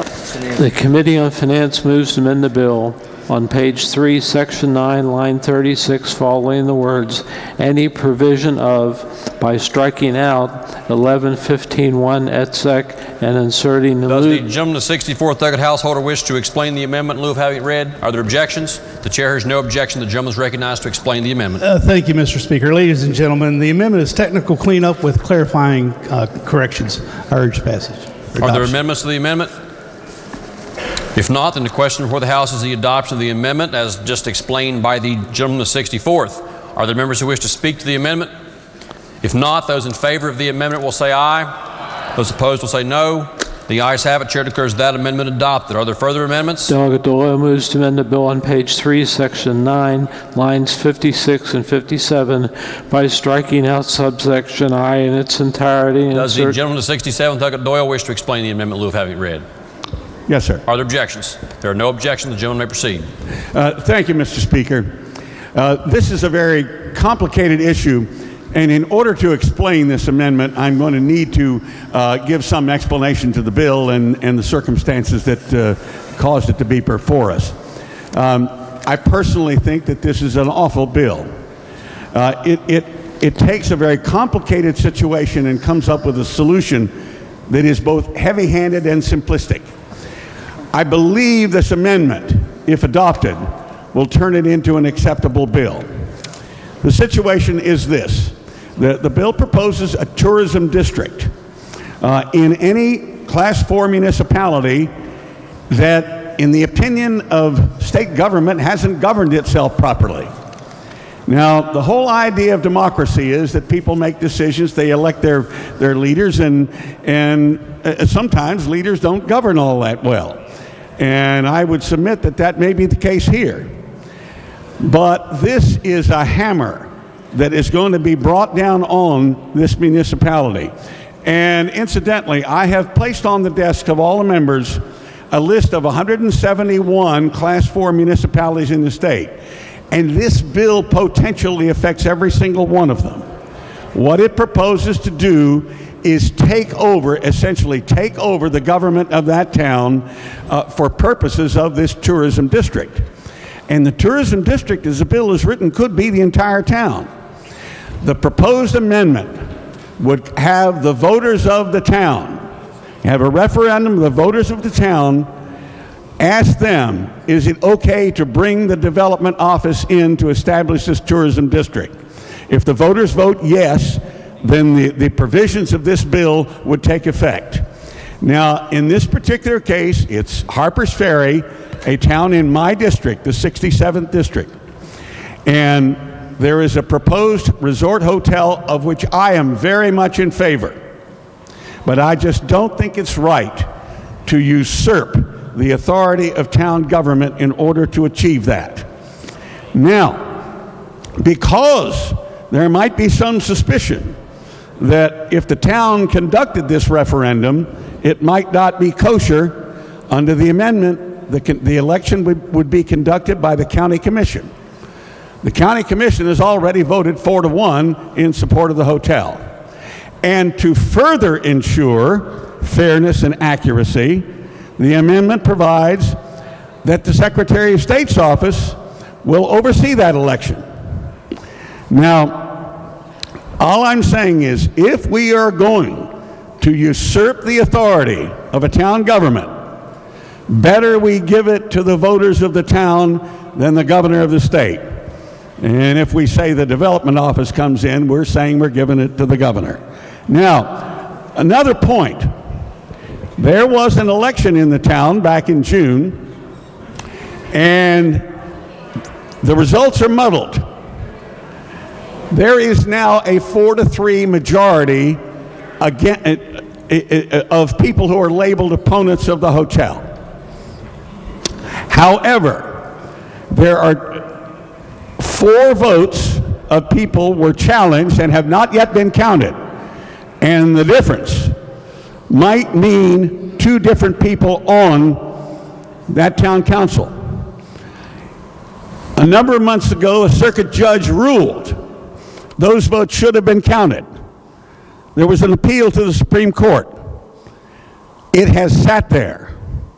Now, I would never attempt to suggest that our Supreme Court should decide a certain way on an issue. But I think it is legitimate for me to stand here and say, shame on our Supreme Court for not putting a priority on a case involving serious allegations of election irregularity. Had they taken up this case, this bill might not have been here. So, I think this bill sets a terrible precedent. And one more point, Mr. Speaker. Anyone in this chamber who has campaigned for election or re-election using the term, saying, I believe in local control, should have serious reservations about supporting this bill without my amendment. Thank you. The gentleman of the 64th, Douglas Householder, is recognized. Thank you, Mr. Speaker. Ladies and gentlemen, I'm going to rise in opposition to the gentleman's amendment. Harpers Ferry, they've been having a referendum for the last 13 years. It's time to move on. I urge rejection. The lady in the 51st, Douglas Fleischauer.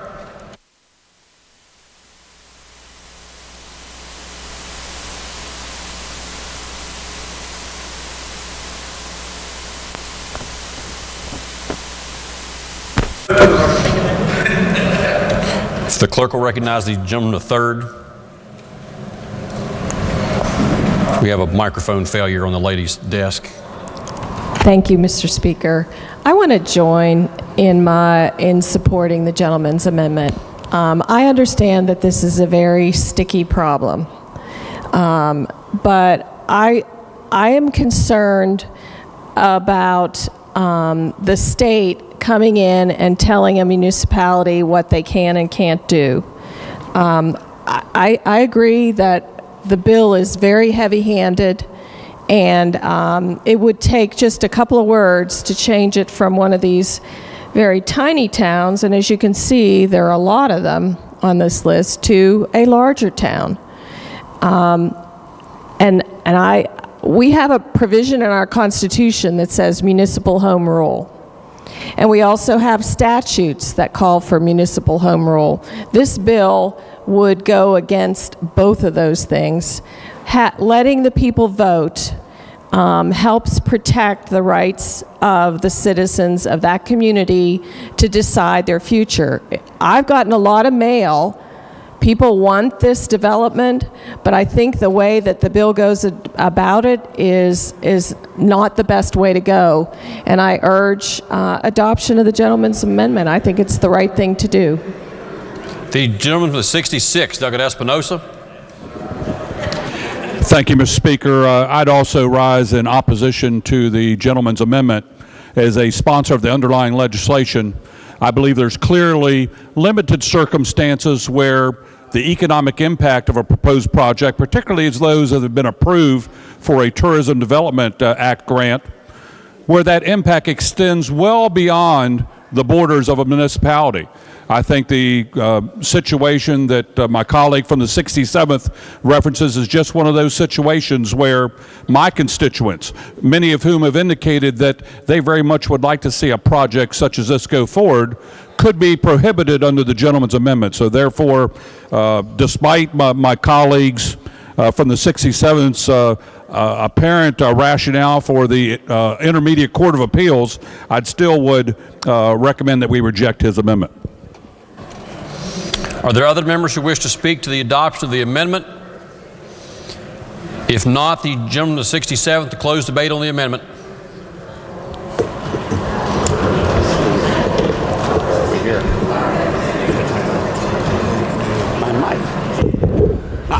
Thank you, Mr. Speaker. A couple of points. I believe the situation involving the lawsuit argues against the Intermediate Court of Appeals, not in favor of it. That would have slowed it down even more. I believe this referendum would solve the situation. The town of Harpers Ferry, it has fewer than 300 people in it, and it's gotten a reputation for being pretty seriously divided. I believe there is a calm center in that town that is capable of making a rational decision here and solving the problem. Also, I would say this isn't the first time a small town has done some pretty stupid things in our state. We've never done anything like this.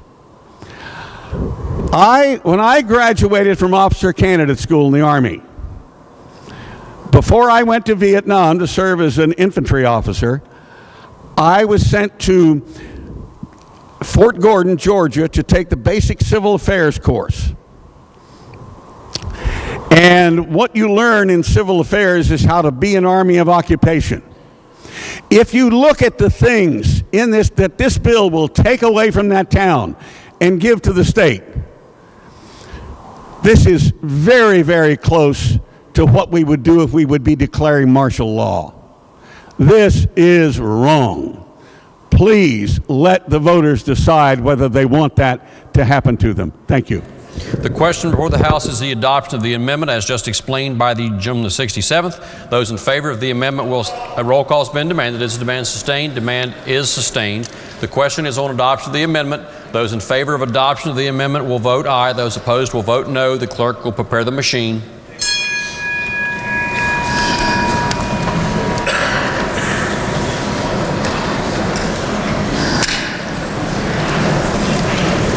Has every member voted? Has every member voted?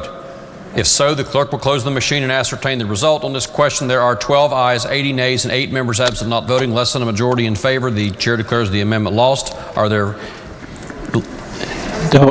Lady number 51st, for what purpose does... That was a yes. The lady was present and in her seat at the time of the vote. The clerk will record the lady's preference as having voted in the affirmative on the amendment. Are there further amendments to the bill? Delegate Wilson moves to amend the bill on page 1 by striking out everything following the section heading and inserting... Gentleman 60th, Delegate Wilson. Does the gentleman seek recognition to explain the amendment in lieu of having it read? Yes, sir. Thank you, Mr. Speaker. Are there objections? The chair has no objection. I will not reiterate the arguments by my friend, the gentleman from the 67th. He was spot on for the most part. At one point, however, I disagree with him, and that is he said it was a complex situation. In my analysis, my conclusion is that it's a very simple situation. There is as he mentioned, a questionable outcome from an election. There are people who are on the town council and the mayor himself whose actual election, whose position there is in question, and who are not acting according to the desires of the people they represent. Based on the research that I've done, the people I've spoken with, that's effectively the situation. And to me, the answer is very simple, very straightforward. Basically, those people should be allowed to remove their elected employees who are not doing the job they were told to do. It's pretty simple and straightforward. So I propose an amendment that rather than to allow this situation to continue, where the rights of the people are being ignored and stepped on by their elected employees, and also to prevent the state from stepping on the rights of either the town or of the people, to simply allow the people to do their job and remove their elected employees who are not doing their job. And that's what my amendment here does. And since we are a state agency that makes laws for states and not entire laws at the state level for one town, for one situation, this would apply to all state elected employees and would allow the voters of this state to remove any elected employee who is recalcitrant, refused to do their job, and specifically if they had an election that was of doubtful validity. I ask for your green vote. Thank you, Mr. Speaker. The question before the House is the adoption of the amendment as just explained by the gentleman from the 60th. The gentleman from the 64th, Douglas Householder, is recognized. Thank you, Mr. Speaker. I just asked for a ruling if the gentleman's amendment is germane. The chair has reviewed the amendment and has reviewed the underlying bill. And per the chair's ruling yesterday, the chair would rule that the amendment does exceed the scope of the bill. While the factual circumstances as laid out by both gentlemen are complex, the bill itself is not. It is a fairly narrow bill, and the amendment would convert it into a different form of a bill. The chair would sustain the gentleman's point of order. Are there further amendments? If not, the bill will be advanced to third reading. Next bill on second reading. Committee substitute for House Bill 3127 relating to the Secondary School Activities Commission and participation by homeschooled students. Are there amendments? If not, the bill will be advanced. Committee substitute for House Bill 4009 relating to the process for involuntary hospitalization. Are there amendments? Delegate Staggers moves to amend the bill on page 2, section 2A, line 23, following the words authorized staff physician by inserting the following: or other person authorized by the hospital, and on page 3, section 2A, line 47, following the words and hospitals by inserting the words and its employees. The question before the House is